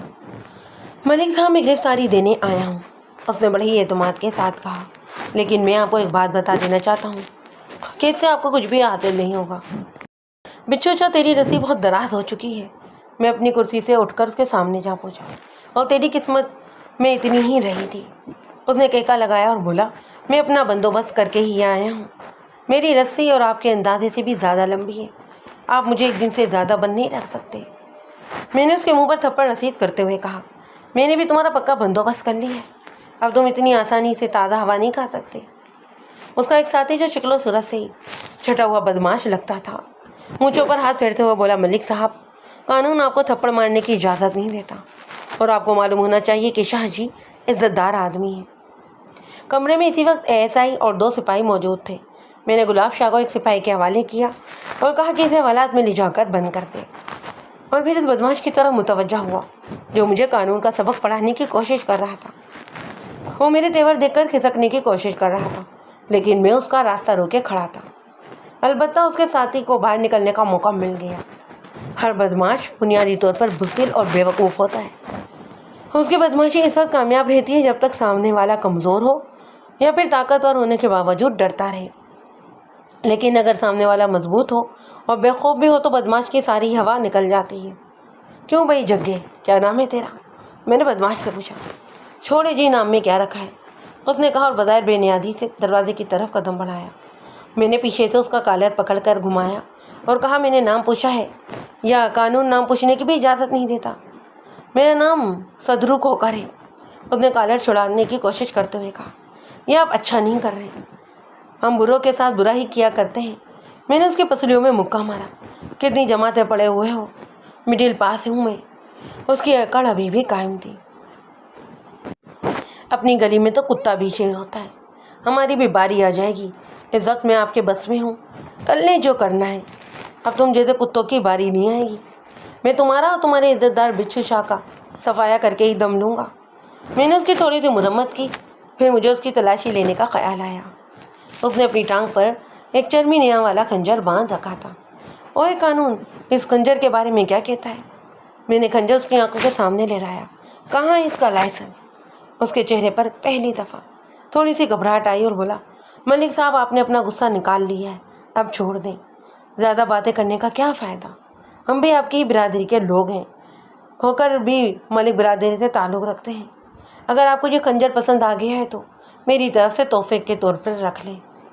میں نے ہیڈ کلرک کو بلا کر کہا کہ اس بدماش کے خلاف کار سرکار میں مداخلت اور غیر قانونی اسلحہ رکھنے کے جرم میں پرچہ کاٹو اور اس کو بھی بچھو شاہ کے ساتھ بند کر دو۔ ملک صاحب جانے دیں، تھوک دیں غصہ۔ صدر نے کہا، آپ نے بھی یہیں رہنا ہے اور ہم نے بھی یہیں رہنا ہے۔ تمہارے جیسے بدماشوں کا ٹھکانہ جیل خانے میں، اور ہم بدماشوں کو ٹھکانے پہنچانے کی ہی تنخواہ لیتے ہیں۔ کوئی بات نہیں، جیل اپنا دوسرا ہی گھر ہے، اندر باہر کا سلسلہ تو چلتا ہی رہتا ہے۔ ابھی تم جوان ہو اور تمہارا خون بھی گرم ہے، جب تمہاری عمر ڈھلنے لگے گی نا تو پھر تمہیں دوسرے گھر کی سیر پسند نہیں آئے گی، پھر تم گھر کا آرام تلاش کرو گے، لیکن اس وقت بہت دیر ہو چکی ہوگی۔ اس کا ساتھی تھانے سے کھسک گیا تھا، میں نے اس کے خلاف بھی پرچہ کٹوا کر اسے حوالات میں بند کر دیا۔ اگلے روز میں نے حوالدار کمروں کو عدالت سے بلا کر ڈرایا دھمکایا اور اسے وعدہ معاف گواہ بننے کے لیے کہا۔ وہ موقع پرست آدمی تھا، اس لیے بغیر کسی پس و پشت کے وعدہ معاف گواہ بننے پر آمادہ ہو گیا۔ میں نے 2-3 روز کے اندر ہی چالان تیار کر کے ملزمان کو عدالت میں پیش کر دیا۔ گلاب شاہ کے ساتھیوں نے ہائی کورٹ کے قابل وکیل کو پیروی کرنے کے لیے مقرر کیا۔ اس نے پہلی پیشی میں تینوں کو ضمانت پر رہا کروا لیا۔ ہم نے گلاب شاہ اور صدرو کھوکر کو سزا دلانے کی بہت کوشش کی، مگر کامیاب نہ ہو سکے۔ گلاب شاہ نے زورا کے باپ کو دھمکی دی کہ اگر اس کی بیٹی نے اس کے خلاف گواہی دی نا تو وہ اسے اغوا کروا لے گا، اور ایسی ہی دھمکی اس نے رضوان کے باپ کو بھی دی تھی۔ اسی دھمکی کی وجہ سے وہ دونوں ڈر گئے اور اپنے بیانات سے پھر گئے۔ حوالدار کمروں کے بارے میں وکیل صفائی نے یہ موقف اختیار کیا کہ گلاب شاہ کا ذکر حوالدار سے کبھی کوئی تعلق ہی نہیں رہا۔ پولیس نے اسے گلاب شاہ کو پھانسنے کے لیے ملزم بنایا تھا تاکہ بعد میں اسے وعدہ معاف گواہ بنایا جا سکے۔ عدالت نے ناکافی شہادتوں کی بنا پر مقدمہ خارج کر دیا۔ گلاب شاہ اس کامیابی پر اور بھی زیادہ شیر ہو گیا اور دوبارہ اپنا دھندا شروع کر دیا۔ مجھے اس ناکامی پر بہت افسوس تھا۔ ایک قاتل اور بدماش آزاد پھر رہا تھا اور ہم بے بس تھے۔ دوسرے لفظوں میں قانون بھی بے بس تھا۔ پھر میں نے سوچا کہ یہ میری نہیں معاشرے کی ناکامی ہے۔ علاقے کے تمام ہی لوگ جانتے تھے کہ گلاب شاہ نے کئی لوگوں کا قتل کیا اور شرفن سے بھتہ وصول کرتا تھا، لیکن کوئی شخص اس کے خلاف گواہی دینے پر تیار نہیں تھا۔ ایک طرف سینکڑوں پرامن اور شریف لوگ تھے، دوسری طرف ایک پکا بدماش، وہ بھی اکیلا، جس نے سب کو بھیڑ بکریوں کی طرح اپنے آگے لگا رکھا تھا۔ کسی میں اتنی ہمت نہیں تھی کہ اس کے خلاف گواہی دیتا یا اس کی آنکھوں میں آنکھیں ڈال کر بات کر سکتا۔ یہ سلسلہ آج بھی ہمارے معاشرے میں جاری ہے۔ اس زمانے کے بعد بدماش معمولی قسم کا اسلحہ اپنے پاس رکھتے تھے اور محض اس کی نمائش سے کام چلا لیتے، پر آج کل کے بدماش خطرناک قسم کا آتشی اسلحہ اپنے پاس رکھتے ہیں اور اسے استعمال بھی کرتے ہیں۔ آج بھی شرفن خاموشی سے بھتہ ادا کر دیتے ہیں۔ کوئی بھی ان بھتہ خوروں کے خلاف رپورٹ درج نہیں کرواتا۔ ہر شخص اپنی جگہ پر ڈرتا رہتا ہے۔ جس معاشرے کی بزدلی کا یہ حال ہو، اس کی نہ تو قانون مدد کر سکتا ہے اور نہ ہی حکومت۔ بات یہاں پر ذرا لمبی ہو گئی۔ میں ذکر کر رہا تھا گلاب شاہ کا۔ مجھے گلاب شاہ کے مقابلے میں وقتی طور پر ناکامی تو ضرور ہوئی، مگر میں نے اپنی شکست تسلیم نہیں کی اور میں موقع کی ہی تلاش میں تھا۔ جیسا کہ میں پہلے ہی بتا چکا ہوں کہ گلاب شاہ انتہائی موقع پرست آدمی تھا۔ وہ کبھی بھیڑ اور کبھی بھیڑیا بن جاتا، وقت پڑنے پر گدھے کو باپ اور وقت نکل جانے پر باپ کو گدھا بنانے سے بھی نہیں چوکتا تھا۔ ایک روز میں تھانے سے نکلا تو وہ اپنے 2 چیلوں کے ساتھ گیٹ پر موجود تھا۔ واضح طور پر وہ میرا ہی انتظار کر رہا تھا۔ السلام علیکم ملک صاحب۔ اس نے لمبا سے سلام مارا اور کسی عقیدت مند مرید کی طرح جھک کر مسافر کے لیے ہاتھ بڑھایا۔ کہو کیا بات ہے؟ میں نے اس کے ہاتھوں کو نظر انداز کر دیا کیونکہ وہ خونی ہاتھ تھے، کئی بے گناہ انسانوں کے خون میں رنگے ہوئے۔ کوئی خاص بات نہیں ہے جی، اس نے انتہائی بے شرمی سے کہا۔ ادھر سے گزر رہا تھا، آپ کے نیاز حاصل ہو گئے۔ ہم گنہگاروں کے لیے یہی بڑی بات ہے۔ میرے لائق کوئی خدمت، کوئی کام، کوئی مسئلہ ہو تو حکم کریں۔ وہ اپنی مکارانہ عاجزی سے مجھ پر اپنی برتری کا روب جمانے کی کوشش کر رہا تھا۔ ابھی تو کوئی کام نہیں ہے، اگر کبھی ضرورت پڑی تو کمروں کو بتا دوں گا۔ وہ بات سن کر میری ہوش ہو گیا۔ اس نے یقیناً یہ اندازہ لگایا کہ میں نے اس کی بدماشی کو تسلیم کر لیا ہے۔ ملک صاحب، اور تو کوئی بات نہیں ہے، بس آپ کے غصے سے ڈر لگتا ہے بہت۔ ہمارے ساتھ ذرا نرم معاملہ رکھا کریں، ہم تو ویسے ہی آپ کی جوتیوں کے غلام ہیں۔ ٹھیک ہے، زیادہ چاپلوسی مجھے پسند نہیں، میں نے آگے بڑھتے ہوئے کہا۔ 2-2.5 ماہ کے بعد مجھے اطلاع ملی کہ ایک شادی شدہ عورت جل کر ہلاک ہو گئی ہے۔ میں چند آدمیوں کے ساتھ وقوع پر پہنچ گیا۔ ہلاک ہونے والی عورت کا نام فرزانہ تھا۔ اس کی عمر 23-24 سال کے لگ بھگ تھی اور اس کی شادی کو صرف 6 مہینے ہی ہوئے۔ وہاں پر مقتولہ کے ماں باپ بھی آئے ہوئے تھے اور فضا میں کچھ تناؤ سا پایا جاتا۔ فرزانہ کے والدین اس واقعے کو حادثہ تسلیم کرنے پر تیار نہیں تھے، جبکہ فرزانہ کے سسرال والوں کا کہنا تھا کہ آگ حادثاتی طور پر لگی تھی۔ میں نے اس کمرے کا جائزہ لیا جس میں آگ لگی تھی۔ وہ درمیانی سائز کی خواب گاہ تھی جس میں ہر شے جل کر راکھ ہو گئی تھی۔ پلنگ، کپڑے، فرنیچر، دروازے، کھڑکیاں اور اس کے ہر چیز ہی جلی ہوئی تھی۔ کمرے میں 2 پلنگ تھے جو آمنے سامنے والی دیواروں کے ساتھ رکھے تھے، یا یوں کہنا چاہیے کہ اس وقت سوختہ پڑے تھے۔ ایک پلنگ جو دروازے کے قریب تھا نسبتاً کم جلا ہوا تھا، دوسرا پلنگ بلکہ اس کی راکھ اور کوئلے فرش پر پڑے تھے۔ مقتولہ کے شوہر کا نام کرامت علی تھا۔ اس کی عمر 26-27 سال کے لگ بھگ تھی۔ وہ غمزدہ اور پریشان حال نظر آ رہا تھا، شاید پریشان تو کچھ زیادہ ہی تھا۔ میں نے اس سے آگ لگنے کا سبب پوچھا۔ کچھ نہیں پتا جی، کس طرح لگی ہے آگ، اس نے بڑے مضرب لہجے میں جواب دیا۔ ہم اس وقت گہری نیند میں سوئے ہوئے تھے کہ اچانک ہی تپش سے محسوس ہوئی۔ میں گھبرا کر اٹھ بیٹھا۔ دیکھتا کیا ہوں کہ کمرہ تندور کی طرح جل رہا ہے۔ آگ میرے پلنگ تک پہنچ چکی تھی اور دھوئیں کی وجہ سے میرا دم گھٹ رہا تھا۔ میں نے رضائی ایک طرف پھینکی، اٹھ کر دروازہ کھولا اور اپنی بیوی کو بھی آوازیں دیں، لیکن دروازہ کھلتے ہی آگ اور بھی تیز ہو گئی۔ میں نے شور مچا دیا۔ پڑوسی گھروں سے نکل آئے اور آگ بجھانے کی کوشش کرنے لگے۔ آگ تو بجھ گئی مگر میری بیوی نہیں بچ سکی۔ اس نے منہ چھپا کر رونا شروع کر دیا۔ میں نے پوچھا، تمہاری بیوی کس پلنگ پر سوئی ہوئی تھی؟ اس نے پلنگ کی طرف اشارہ کیا جو جل کر راکھ ہو گیا تھا۔ اس پلنگ کے قریب کوئی دروازہ بھی نہیں تھا، صرف ایک کھڑکی تھی جو گلی کی طرف کھلتی تھی۔ کرامت علی نے اس خدشے کا اظہار کیا کہ کسی راہگیر نے بے خیالی میں سگریٹ کا ٹوٹا اچھال دیا تھا جو کھلی ہوئی کھڑکیوں سے اندر کپڑوں پر آ گرا اور آہستہ آہستہ سلگتا رہا۔ عجیب بات یہ تھی کہ بیوی جل کر ہلاک ہو گئی تھی اور کرامت علی کا تو ایک بال بھی نہیں جلا تھا۔ میں نے اس کے گھر والوں سے اور پڑوسیوں سے پوچھ گچھ کی۔ گھر والوں کی متفقہ رائے یہی تھی کہ آگ اتفاقاً لگی۔ پڑوسیوں کی رائے ملی جلی تھی۔ زیادہ لوگوں کا خیال تھا کہ آگ اتفاقاً ہی لگی تھی اور چند اسے گھر والوں کی بے پرواہی قرار دے رہے تھے۔ 2-3 کا خیال تھا کہ آگ دشمنی کی بنا پر لگائی گئی ہے۔ فرزانہ کے باپ کا نام عابد حسین تھا اور وہ کرامت علی کا ماموں تھا۔ وہ بیٹی کے غم میں نڈال ہو رہا تھا اور کسی کو اس ثانیے کا ذمہ دار قرار دینے پر تیار نہیں تھا۔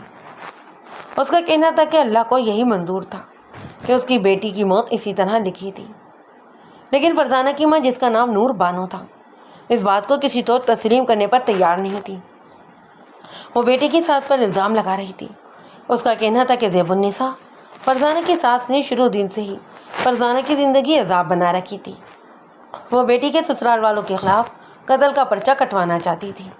اس کے بیٹے بھی اس کی تائید کر رہے تھے، لیکن عابد حسین اس کارروائی کے حق میں نہیں تھا۔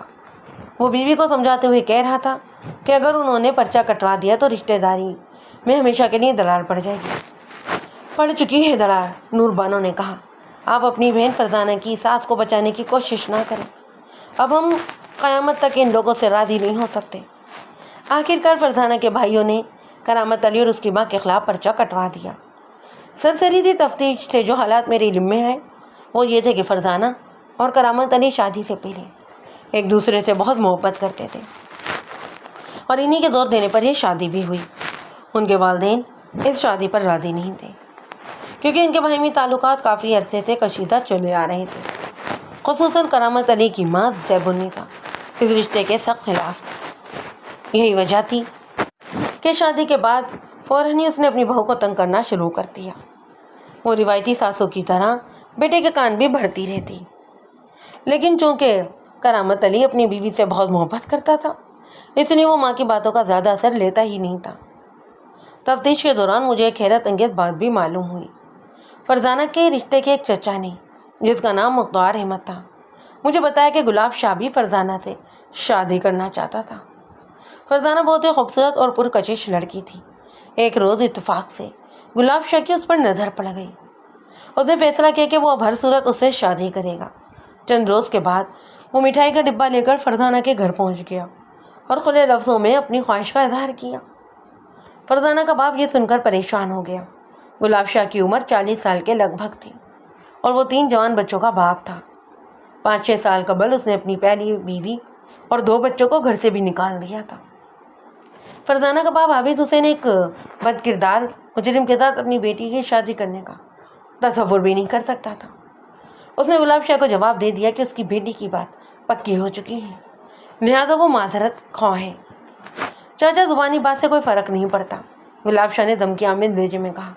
اگر اچھا رشتہ آ جائے تو پرائی بات ختم کی جا سکتی ہے۔ عابد حسین نے نرمی سے کہا، شاہ جی، میں اپنی بیٹی اور بیوی کی مرضی کے بغیر کوئی فیصلہ تو نہیں کر سکتا نا۔ آپ کوئی اور گھر دیکھ لیں، انکار سننے کا عادی نہیں ہوں میں۔ اپنی بیوی اور بیٹی کو راضی کرنا آپ کا کام ہے، دوبارہ آؤں گا میں۔ عابد حسین بہت پریشان ہوا اور اپنے عزیز و رشتہ داروں سے اس ضمن میں مشورے بھی کرتا رہا، لیکن گلاب شاہ کا نام سن کر ہر شخص خاموش ہو جاتا۔ عابد حسین کے کزن مختار احمد کو جب یہ بات معلوم ہوئی تو اس نے فرزانہ کے جوان بھائیوں کو اپنے پاس بلا کر غیرت دلائی اور کہا، اگر تم اس طرح ڈرتے رہو گے تو وہ ذلیل آدمی تمہاری معصوم بہن کو بیاہ کر لے جائے گا اور تم لوگ ساری عمر چلتے کڑتے رہو گے۔ وہ بدماش ہے تو کیا ہوا، ڈٹ جاؤ اس کے سامنے اور کہہ دو اس سے کہ بہن تک پہنچنے کے لیے اسے تمہاری لاشوں پر سے گزرنا پڑے گا۔ جب آدمی مننے ماننے پر تل جائے نا تو بڑے سے بڑے بدماش کی بھی ہوا نکل جاتی ہے۔ ان باتوں سے بھائیوں کے اندر ہمت اور غیرت پیدا ہوئی۔ انہوں نے ایک چچا کے مشورے پر 2 خنجروں کا انتظام بھی کر لیا۔ اگلی دفعہ جب گلاب شاہ رشتے کے بارے میں پوچھنے آیا تو انہوں نے باپ کو پیچھے کر دیا اور خود سامنے آ گئے۔ شاہ جی، ابا جی آپ کو جواب دے چکے ہیں۔ بڑے بیٹے آفتاب نے جرأت سے کہا۔ ہمارا بھی وہی جواب ہے۔ اوئے تم کل کے بچوں، کیا بات کرو گے میرے ساتھ؟ گلاب شاہ نے نفرت سے لڑکوں کو گھورا۔ میرا نام گلاب شاہ ہے اور میں جس چیز پر ہاتھ رکھ دیتا ہوں نا تو وہ میری ہو جاتی ہے۔ جاؤ جا کر اپنا کام کرو، بڑوں کا معاملہ ہے یہ۔ دونوں ہی بھائیوں نے مختار چچا کے مشورے کے مطابق خنجر نکال لیے۔ چھوٹے بھائی امیر نے کہا، گلاب شاہ، ہم بہت دنوں سے تمہاری دھمکیاں سن رہے ہیں، لیکن اب ہماری قوت برداشت جواب دے چکی ہے۔ اگر اب تم نے دوبارہ ہمارے گھر میں قدم رکھا نا تو پھر تمہاری لاش ہی باہر جائے گی۔ جب تک ہم زندہ ہیں کوئی بھی ہماری بہن پر بری نظر نہیں ڈال سکتا۔ چاچا، ان باتوں کا انجام اچھا نہیں ہوگا، گلاب شاہ نے کہا۔ تاہم دونوں بھائیوں کے ہاتھوں میں خنجر دیکھ کر اس کا اعتماد ذرا ڈانو ڈول ہو گیا تھا۔ بوڑھا عابد حسین اس صورتحال کی وجہ سے گھبرا رہا تھا۔ اس نے بیٹوں کو ایک طرف کرتے ہوئے کہا، شاہ جی، لڑکوں کی باتوں کا خیال نہ کریں۔ میں تو آپ کو پہلے ہی بتا چکا ہوں کہ ہم بیٹی کی بات پکی کر چکے ہیں۔ گلاب شاہ دھمکیاں دیتا ہوا گھر سے نکل گیا، مگر اس نے دوبارہ اس گھر میں قدم نہیں رکھا۔ بعد میں مجھے معلوم ہوا کہ اس نے حوالدار کمرو کے ذریعے آفتاب اور امیر کو کسی جھوٹے مقدمے میں پھانسنے کی کوشش بلکہ سازش بھی کی، لیکن انہی دنوں میرا تبادلہ ہو گیا اور وہ اپنی سازش کو عملی جامہ نہیں پہنا سکا۔ اس کا پروگرام یہ تھا کہ دونوں ہی بھائیوں کو کچھ دنوں کے لیے حوالات میں بند کروا دے گا اور ان کی عدم موجودگی میں عابد حسین پر دباؤ ڈال کر فرزانہ سے شادی کر لے گا۔ لیکن حوالدار نے کہا کہ نئے تھانے دار کے مزاج کا بھی کچھ پتہ نہیں، اس لیے کچھ روز تک انتظار کر لینا بہتر ہوگا۔ اس صورتحال کی وجہ سے فرزانہ کے والدین کو اس کی شادی کی فکر پڑ گئی، لیکن ابھی تک کہیں رشتہ بھی طے نہیں ہوا تھا۔ عجلت میں عابد حسین کی نظر اپنے بھانجے پر پڑی۔ اسے اچھی طرح پتہ تھا کہ باہمی رنجش کی وجہ سے اس کی بہن اس رشتے پر راضی نہیں تھی، تاہم اسے یہ بھی معلوم تھا کہ فرزانہ اور کرامت علی ایک دوسرے کو پسند کرتے تھے۔ بس اس نے اپنی بیوی سے کہا کہ وہ کرامت علی کو بلا کر شادی کے معاملے پر بات کرے۔ کرامت علی مومانی کی بات سن کر بہت خوش ہوا اور وعدہ کیا کہ وہ اپنی ماں کو راضی کرنے کی پوری کوشش کرے گا۔ چند ہی روز کے بعد عابد حسین بیوی کے ساتھ بہن کے گھر پہنچ گیا اور فرزانہ کے رشتے کے لیے جولی کو پھیلا دیا۔ زیب النساء کو آخرکار اپنی ضد ترک کر کے ہاں کرنا ہی پڑی اور اس طرح یہ شادی ہو گئی، لیکن زیب النساء کے دل سے رنجش نہیں نکلی۔ شادی کے بعد جب اس نے دیکھا کہ بیٹے نے بیوی کے ناز نخرے بھی اٹھانے شروع کر دیے تو اس کی رنجشوں میں اور بھی زیادہ دراڑ پڑنے لگی اور اس نے بہو کے خلاف بیٹے کے کان بھی بننے شروع کر دیے۔ لیکن کرامت علی ماں کی باتیں سنی کر دیتا، جس کا نتیجہ یہ نکلا کہ زیب النساء نے بہو کو مختلف طریقوں سے پریشان کرنا شروع کر دیا۔ اس زمن میں مجھے پڑوسیوں کی زبانی بہت سی باتیں معلوم ہوئیں۔ ان میں 2 باتیں خاص طور پر قابل توجہ تھیں۔ شادی کے 3-4 مہینے کے بعد ہی زیب النساء نے یہ کہنا شروع کر دیا تھا کہ وہ فرزانہ کو طلاق دلوا کر دوسری بہو لائے گی۔ دوسری دھمکی وہ یہ دیا کرتی کہ اگر کرامت علی نے بیوی کو طلاق نہ دی تو پھر تو بہو کی لاش ہی اٹھے گی۔ عام طور پر ایسی باتوں کو عورتوں کو کوسنے سمجھ کر نظر انداز کرنا پڑتا ہے، لیکن جب کوئی دھمکی عملی صورت اختیار کر جائے تو پھر اسے صرف نظر انداز نہیں کیا جا سکتا۔ سب سے سنگین بات جو تفتیش کے دوران مجھے معلوم ہوئی وہ یہ تھی کہ بعض لوگوں نے گلاب شاہ کو کرامت علی کے گھر آتے جاتے دیکھا۔ یہ بات معلوم ہونے کے بعد میں نے زیب النساء سے سختی سے پوچھ تاچھ کی اور اس کے بیان میں مجھے اچھا خاصا تضاد نظر آیا۔ کرامت علی نے بھی اپنا ابتدائی بیان بدل دیا۔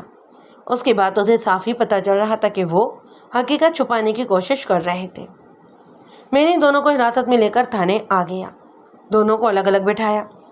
زیب النساء نے پہلے تو بہت شور مچایا اور اپنے آپ کو بے قصور ثابت کرنے کی کوشش کرتی رہی، لیکن جب میں نے آنکھیں دکھائیں تو وہ سیدھے راستے پر آ گئی۔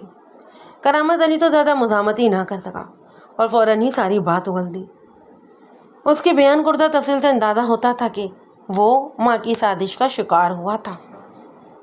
زیب النساء نے گلاب شاہ کے ساتھ مل کر ہولناک قسم کی سازش تیار کی تھی۔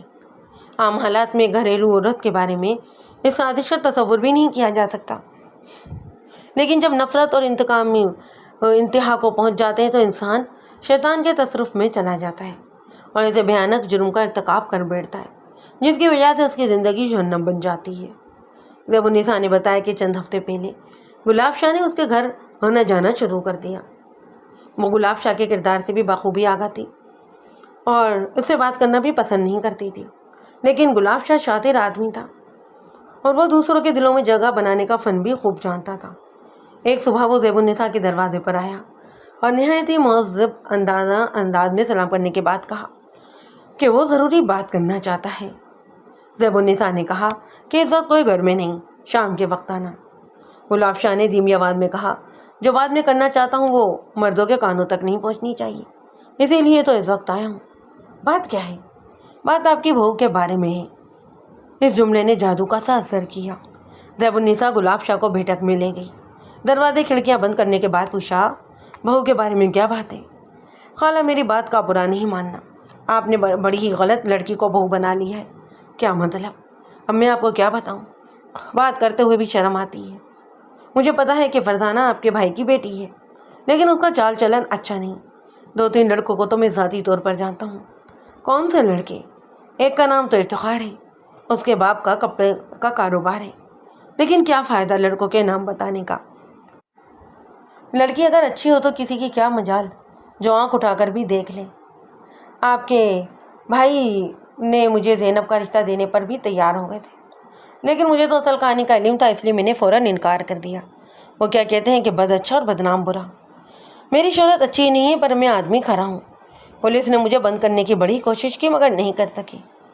عدالتوں میں بھی جو جج بیٹھے ہوتے ہیں نا، انڈے مچھلی تو نہیں بیچتے، ان کی کھوپڑی میں بھی اعلیٰ قسم کی عقل ہوتی ہے۔ وہ بندے کی شکل دیکھ کر ہی سمجھ جاتے ہیں کہ کون شریف ہے اور کون بدماش۔ پورا شہر ہی گواہ ہے کہ گلاب شاہ کو آج تک کسی نے سزا نہیں دلوائی۔ اب آپ خود سوچیں کہ عابد حسین کو بیٹی شادی کرنے کی اتنی جلدی کیوں تھی؟ پہلے وہ میرے پاس آئے، میری عمر زیادہ ہے پر اللہ کا بڑا کرم ہے، کھاتا پیتا آدمی ہوں، صحت بھی اچھی ہے اور شہر کے بڑے بڑے لوگوں میں اٹھنا بیٹھنا ہے۔ میرے انکار کے بعد عابد حسین نے آپ کا دامن پکڑ لیا۔ آپ کو تو سوچنا چاہیے تھا، ماں باپ کو بیٹی کی شادی کی اتنی جلدی کیوں پڑ گئی؟ تمہارا مطلب ہے کہ کوئی گڑبڑ وغیرہ تھی؟ گڑبڑ 2 قسم کی ہوتی ہے، گلاب شاہ نے لازدرانہ انداز میں کہا۔ پہلی گڑبڑ تو چھپ جاتی ہے لیکن دوسری گڑبڑ نہیں چھپ سکتی۔ وہ کیا کہتے ہیں، چند چڑھے تو دنیا دیکھے۔ آپ کو تو پتہ ہی ہے کہ سمجھدار لوگ دوسری گڑبڑ کا انتظار نہیں کیا کرتے۔ گلاب شاہ کی رچے دار باتیں سن کر زیب النساء کی دلچسپی بڑھتی ہی جا رہی تھی، کیونکہ وہ تمامی باتیں اس کی مطلب کی تھیں۔ وہ بہو کو پسند نہیں کرتی تھی، اس سے چھٹکارا چاہتی تھی۔ اگر ایسی باتیں گلاب شاہ اس کی بیٹی کے بارے میں کہتا تو وہ آگ بگولا ہو جاتی۔ گلاب شاہ نے وقتاً فوقتاً اس کے ہاں آنا شروع کر دیا۔ غالباً اس کی مرضی یہ تھی کہ فرزانہ کو طلاق ہو جائے اور وہ دوبارہ امیدوار بن کر عابد حسین کے گھر پہنچ جائے۔ جاتے وقت وہ ایک بات ضرور کہتا کہ خالہ کوئی مسئلہ، کوئی الجھن، کوئی مشکل ہو تو گلاب شاہ کو یاد کر لینا۔ ایک دن زیب النساء نے کہا، گلاب شاہ بیٹا میری کسی بات پر یقین نہیں کرتا، وہ تو بیوی کو آسمان سے اتری ہوئی حور سمجھتا ہے، سمجھ میں نہیں آتا کروں کیا میں۔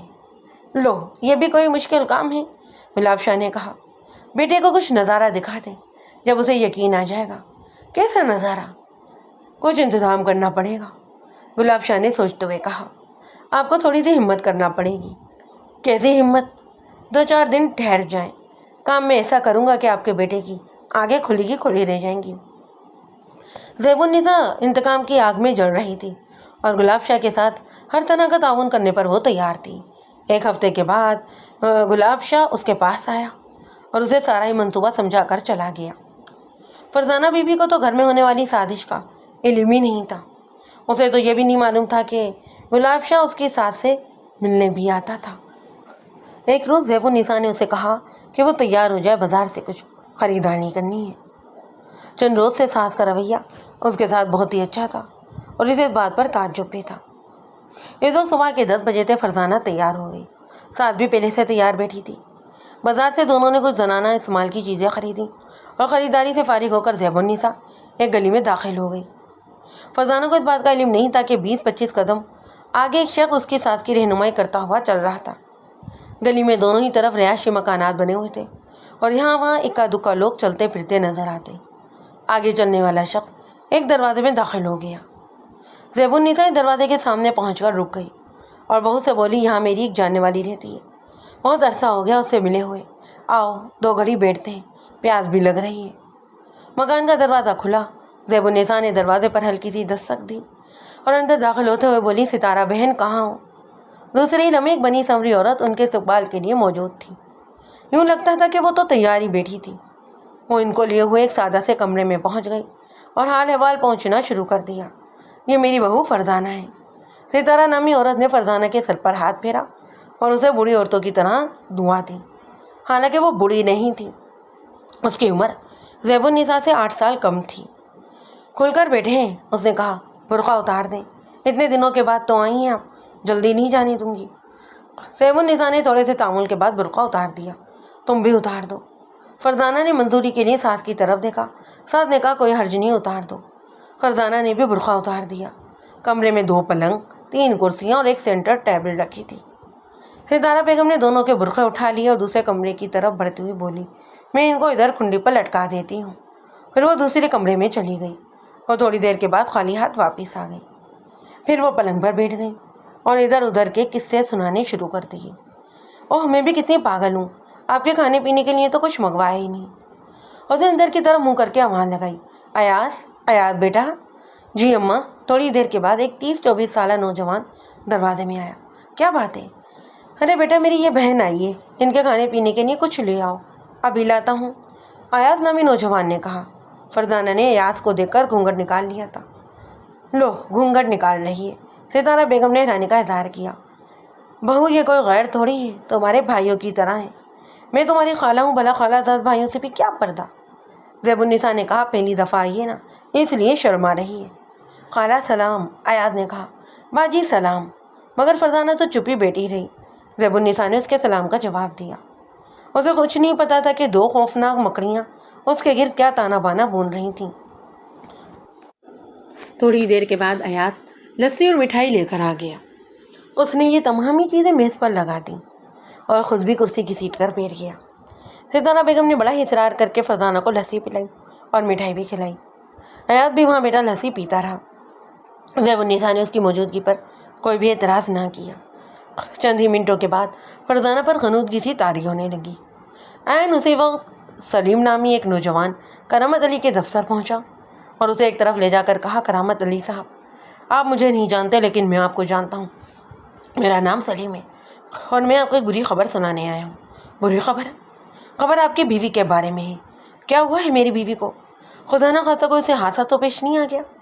نہیں ایسی بات نہیں ہے، میں لوہاری محلے میں رہتا ہوں، ہمارے پڑوس میں 2 چھڑے لڑکے رہتے ہیں، ان میں سے ایک کا نام ایاز ہے اور آپ کی بیوی فرزانہ چوری چھپے اس لڑکے سے ملنے آئی ہوئی ہے۔ کیا بکواس کر رہے ہو؟ کرامت علی کا چہرہ غصے سے سرخ ہو گیا۔ اگر دوبارہ میری بیوی کا نام لیا نا تو بھائی صاحب غصہ کرنے کی کوئی ضرورت نہیں، آپ کی بیوی اس وقت بھی ایاز کے گھر میں ہی موجود ہے۔ پتہ میں دیتا ہوں، جا کر آپ دیکھ لیں۔ کرامت علی نے سلیم نامی نوجوان سے پتہ لیا اور اسی وقت ٹانگے میں بیٹھ کر لاہوری محلہ پہنچ گیا۔ اسی اتنا میں فرزانہ کو ہوش آ گیا۔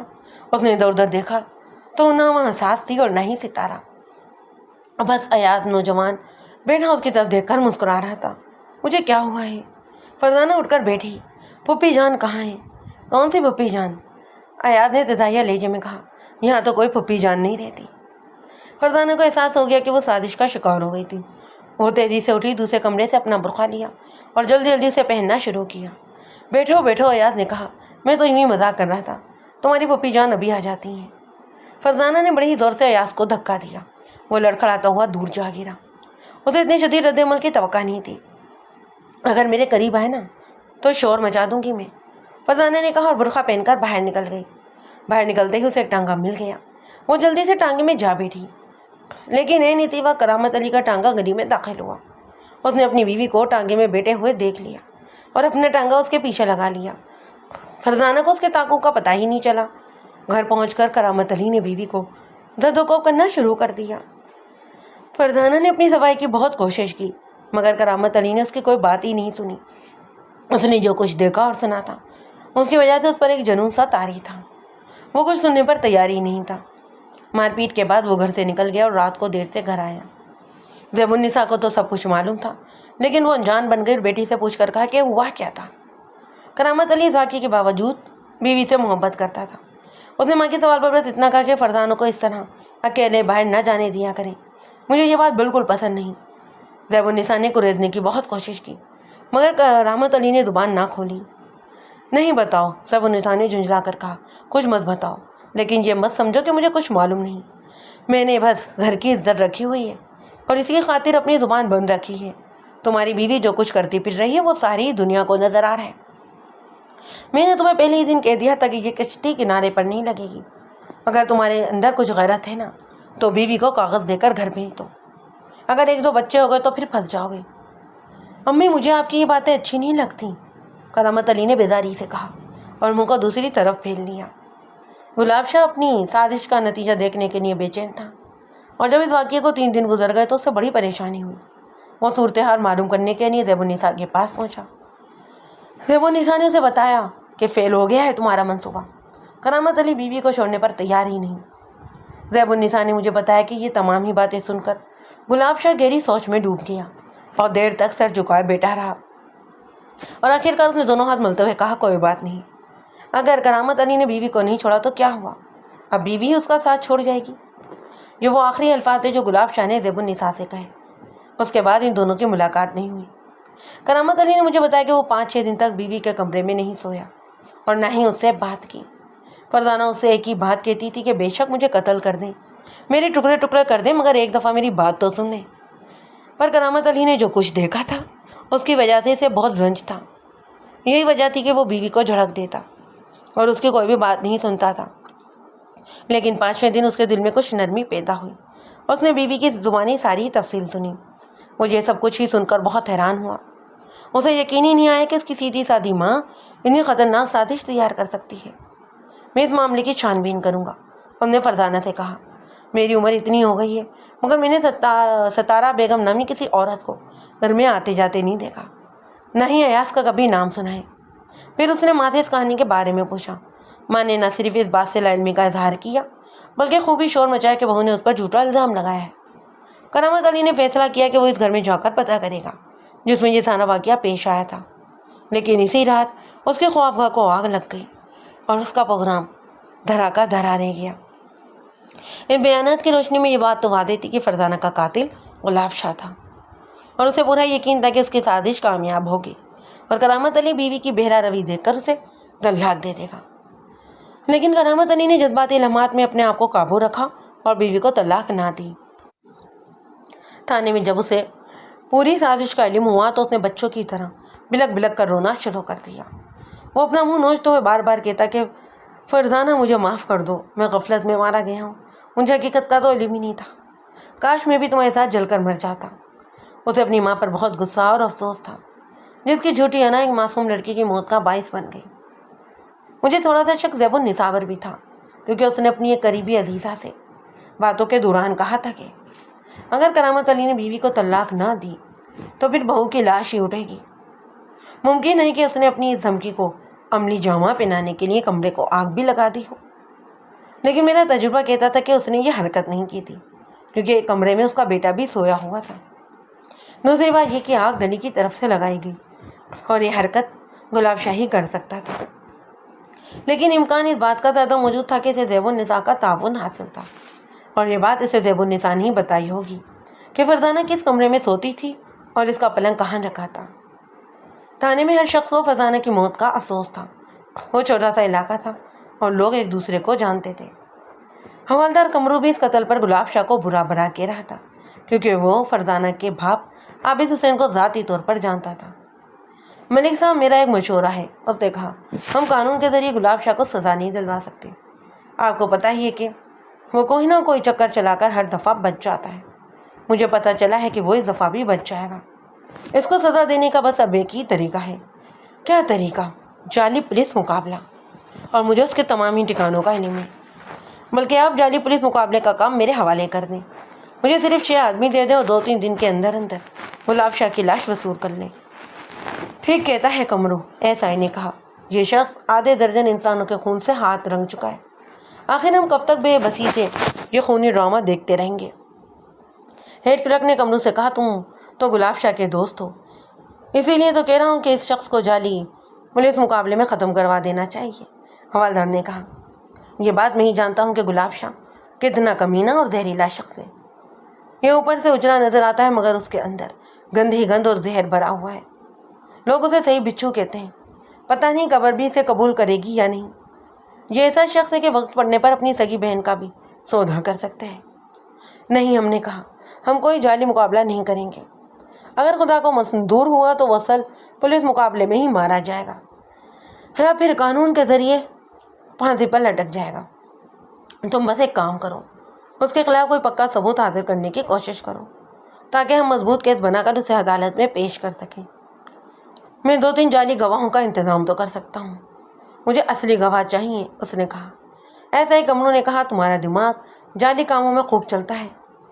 میں نے ایسا ہی سے کہا، آپ کرامت علی کو ساتھ لے جائیں اور ایاس اور سلیم نامی دونوں نوجوان کو بھی گرفتار کر کے لے آئیں، اور اگر وہاں پر ستارہ نامی کوئی عورت ہو تو اسے بھی ساتھ لے کر آئیں۔ ستارہ بیگم وہاں نہیں رہتی، حوالدار نے کہا، اس کا ٹھکانہ مجھے معلوم ہے۔ ستارہ بیگم کی گرفتاری کے لیے میں نے حوالدار کو بھیج دیا۔ ان تینوں کی گرفتاری میں کوئی دشواری پیش نہیں آئی۔ حوالدار کمرو تقریباً 1 گھنٹے کے اندر ستارہ بیگم کو لے کر تھانے پہنچ گیا۔ اس کی شکل دیکھتے ہی میں سمجھ گیا کہ وہ شریف عورت نہیں۔ اس نے شوق رنگ کا ریشمی جوڑا پہنا ہوا تھا اور خوب گہرا میک اپ بھی کر رکھا تھا۔ اس کی عمر 35 اور 40 سال کے درمیان تھی۔ بعد میں مجھے معلوم ہوا کہ حوالدار بھی اس کے چاہنے والوں میں سے تھا اور اسے بہانے سے تھانے لایا تھا۔ اس نے اس کے سامنے گرفتاری وغیرہ کی کوئی بات نہیں کی۔ آداب حضور والا، اس نے فرشی سلام کرتے ہوئے کہا اور بڑی بے تکلفی سے کرسی گھسیٹ گھر بیٹھ گئی۔ کیسے یاد فرمایا ہے کنیز کو؟ بڑی تعریفیں کر رہا تھا کمرو تمہاری، میں نے کہا۔ ہم نے سوچا کیوں نہ تمہارے درشن کر لیے جائیں۔ سرکار نے بڑی دیر کے بعد یاد فرمایا ہے۔ ہم تو بڑے دنوں سے اس کو کہہ رہے تھے کہ ملک صاحب سے ہماری ملاقات کروا دیں۔ اس نے پرس کھول کر چاندی کے ورق میں لپٹا ہوا پان نکالا اور دونوں ہاتھوں پہ رکھ کر میری طرف بڑھایا۔ یہ لیجئے جناب، پان کھائیں، یہ میں آپ کے لیے بڑے ہی پیار سے بنا کر لائی ہوں۔ میں نے پان رکھ لیا اور کہا کہ میں ڈیوٹی کے دوران پان نہیں کھاتا۔ باتوں باتوں میں پتہ چلا کہ اس کے خواجہ صاحب سے بڑے ہی اچھے مراسم تھے۔ کچھ دیر تک وہ پرتکلف باتیں کرتی رہی۔ میں نے باتوں باتوں میں گلاب شاہ کے بارے میں پوچھا۔ اس نے جواب میں مجھے یہ شعر سنا دیے: گلشن پرست ہوں مجھے گل ہی نہیں عزیز، کانٹوں سے بھی نباہ کیے جا رہی ہوں میں۔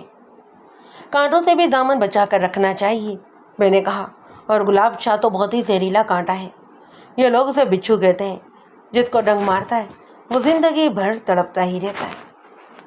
اس نے شوق نظروں سے مجھے گھورتے ہوئے کہا، بعض پھول ایسے ہوتے ہیں جن تک پہنچنے کے لیے کانٹوں سے دوستی کرنی ہی پڑتی ہے۔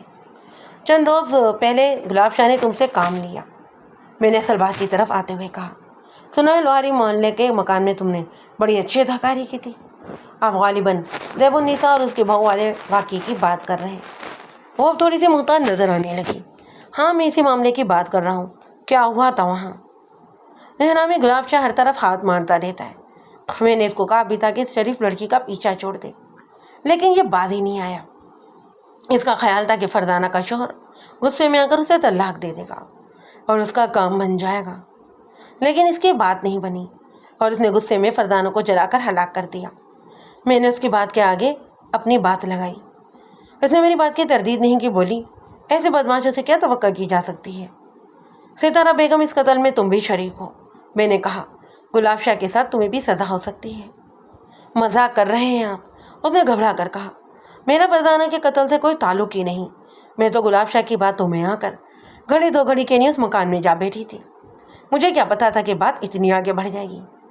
فی الحال تو تم زیر حراست ہو، میں نے کہا اگر تم نے صحیح بیان دیا اور میں ساتھ تعاون کیا تو میں تمہیں بچانے کی کوشش کروں گا۔ سرکار بیان کیا ہے، آپ جو لکھیں گے میں وہی بیان دے دوں گی۔ ہمارے ساتھ آپ کو سختی نہیں کرنی چاہیے، ہم تو باقاعدہ آپ کو بھتہ بھجواتے ہیں۔ بھتہ کس کے ہاتھ؟ گلاب شاہ کے ہاتھ۔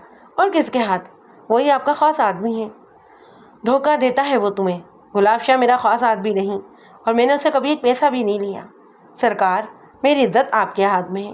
اس نے ہاتھ جوڑے، میرا گلاب شاہ سے کبھی کوئی تعلق نہیں رہا، ہم تو آپ کی وجہ سے اس سے ڈرتے تھے، وہ ہمیشہ آپ کا نام لے کر ہمیں ڈراتا تھا۔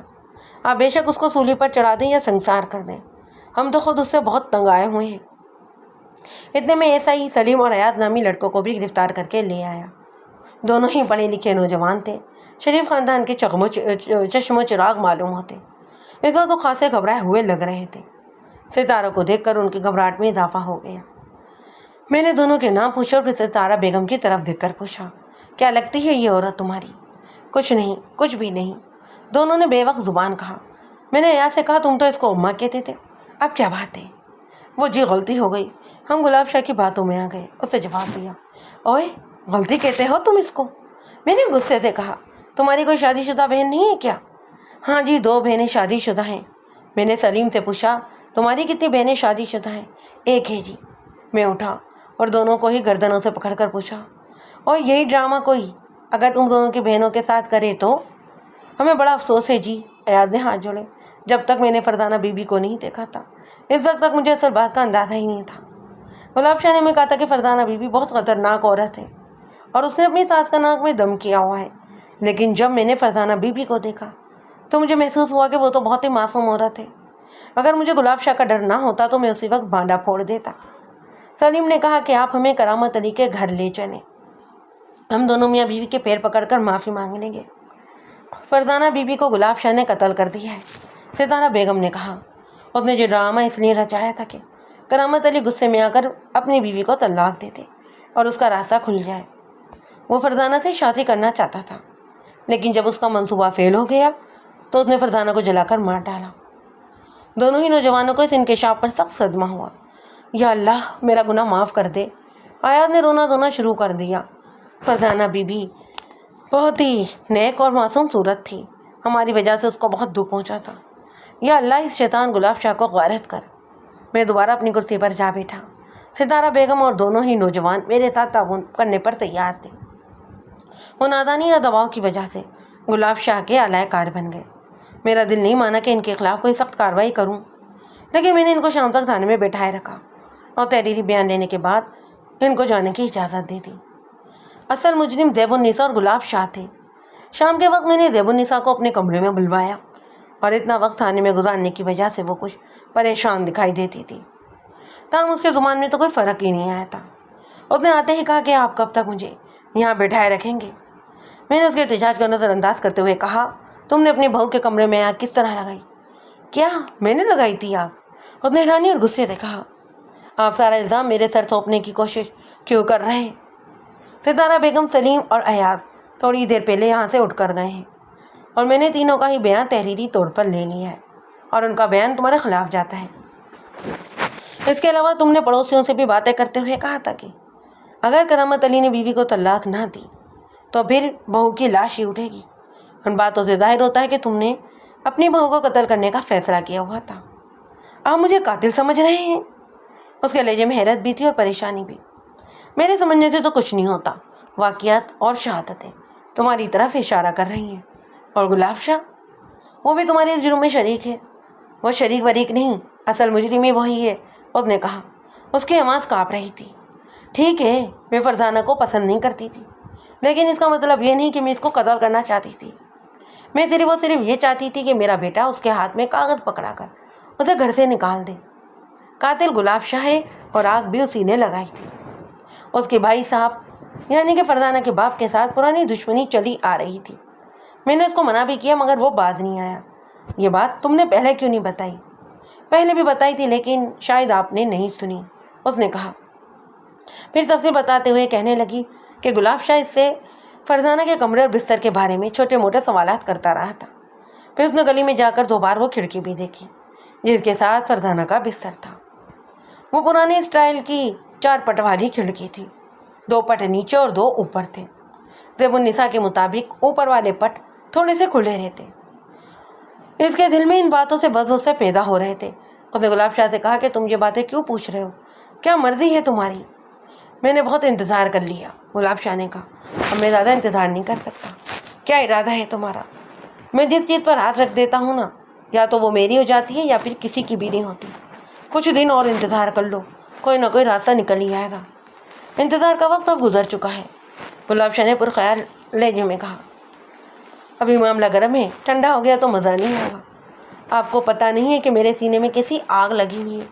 میں آپ کی بہو کو اٹھوا بھی سکتا ہوں لیکن میں شریف آدمی ہوں اور مجھے اسی علاقے میں بھی رہنا ہے۔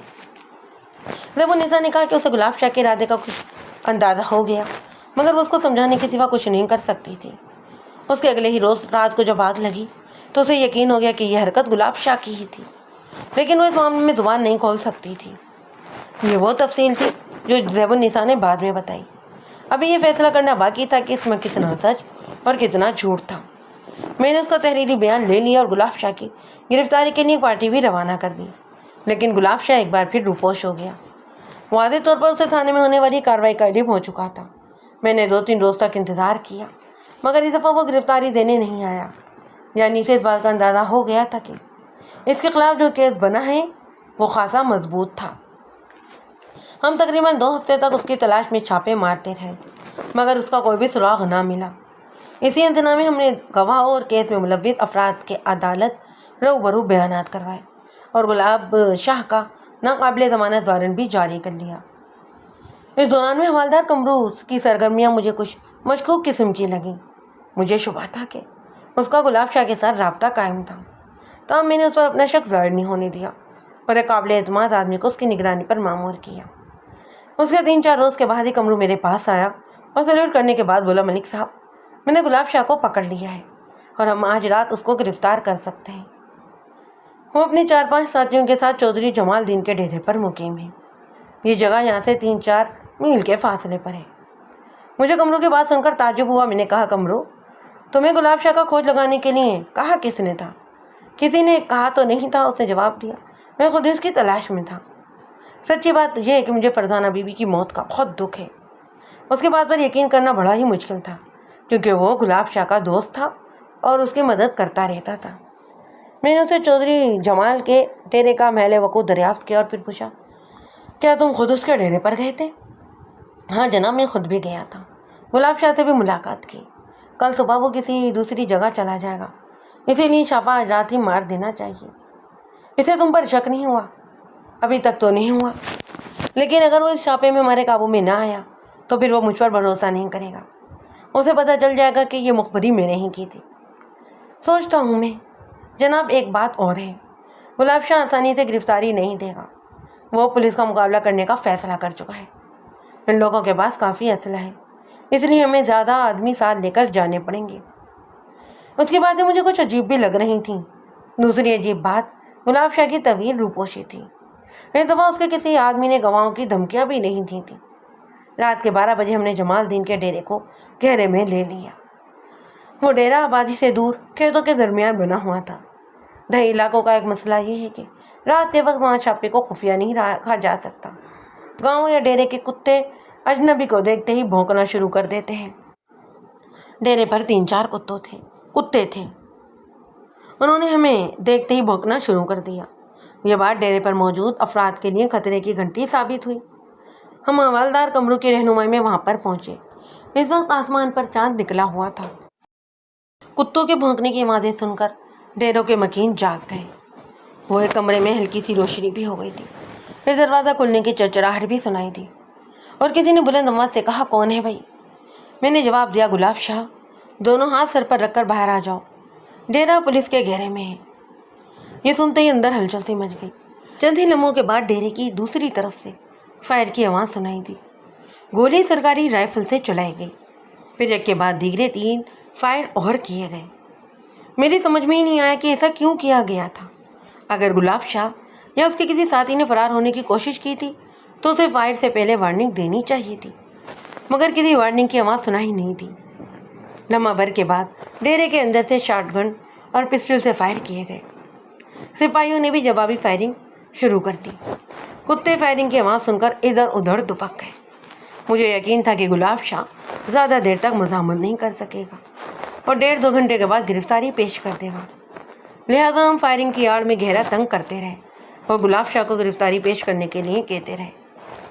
ہمارا آپس میں رابطہ قائم تھا اور ہم ایک دوسرے کو اپنی پوزیشن سے بھی آگاہ رکھ رہے تھے۔ تقریباً 1.25 گھنٹے کے بعد ایک سپاہی نے ہمیں بتایا کہ حوالدار کمرو احاطے کی مچھلی دیوار کے قریب پہنچ گیا ہے اور دیوار پھلانگ کر اندر داخل ہونے والا ہے، اس لیے اسے گلاب شاہ کا ساتھی سمجھ کر فائر نہ کیا جائے۔ مجھے اس بات پر بہت ہی غصہ آیا۔ اتنی جلد بازی کی ضرورت نہیں تھی۔ میں نے سپاہی سے کہا کہ حوالدار کو منع کرے کیونکہ ہاتھے میں گھسنا خطرے سے کالی نہیں۔ تاہم ہم نے احتیاطاً فائرنگ کا رخ تھوڑا اونچا کر دیا تاکہ حوالدار اس کی زد میں نہ آ جائے۔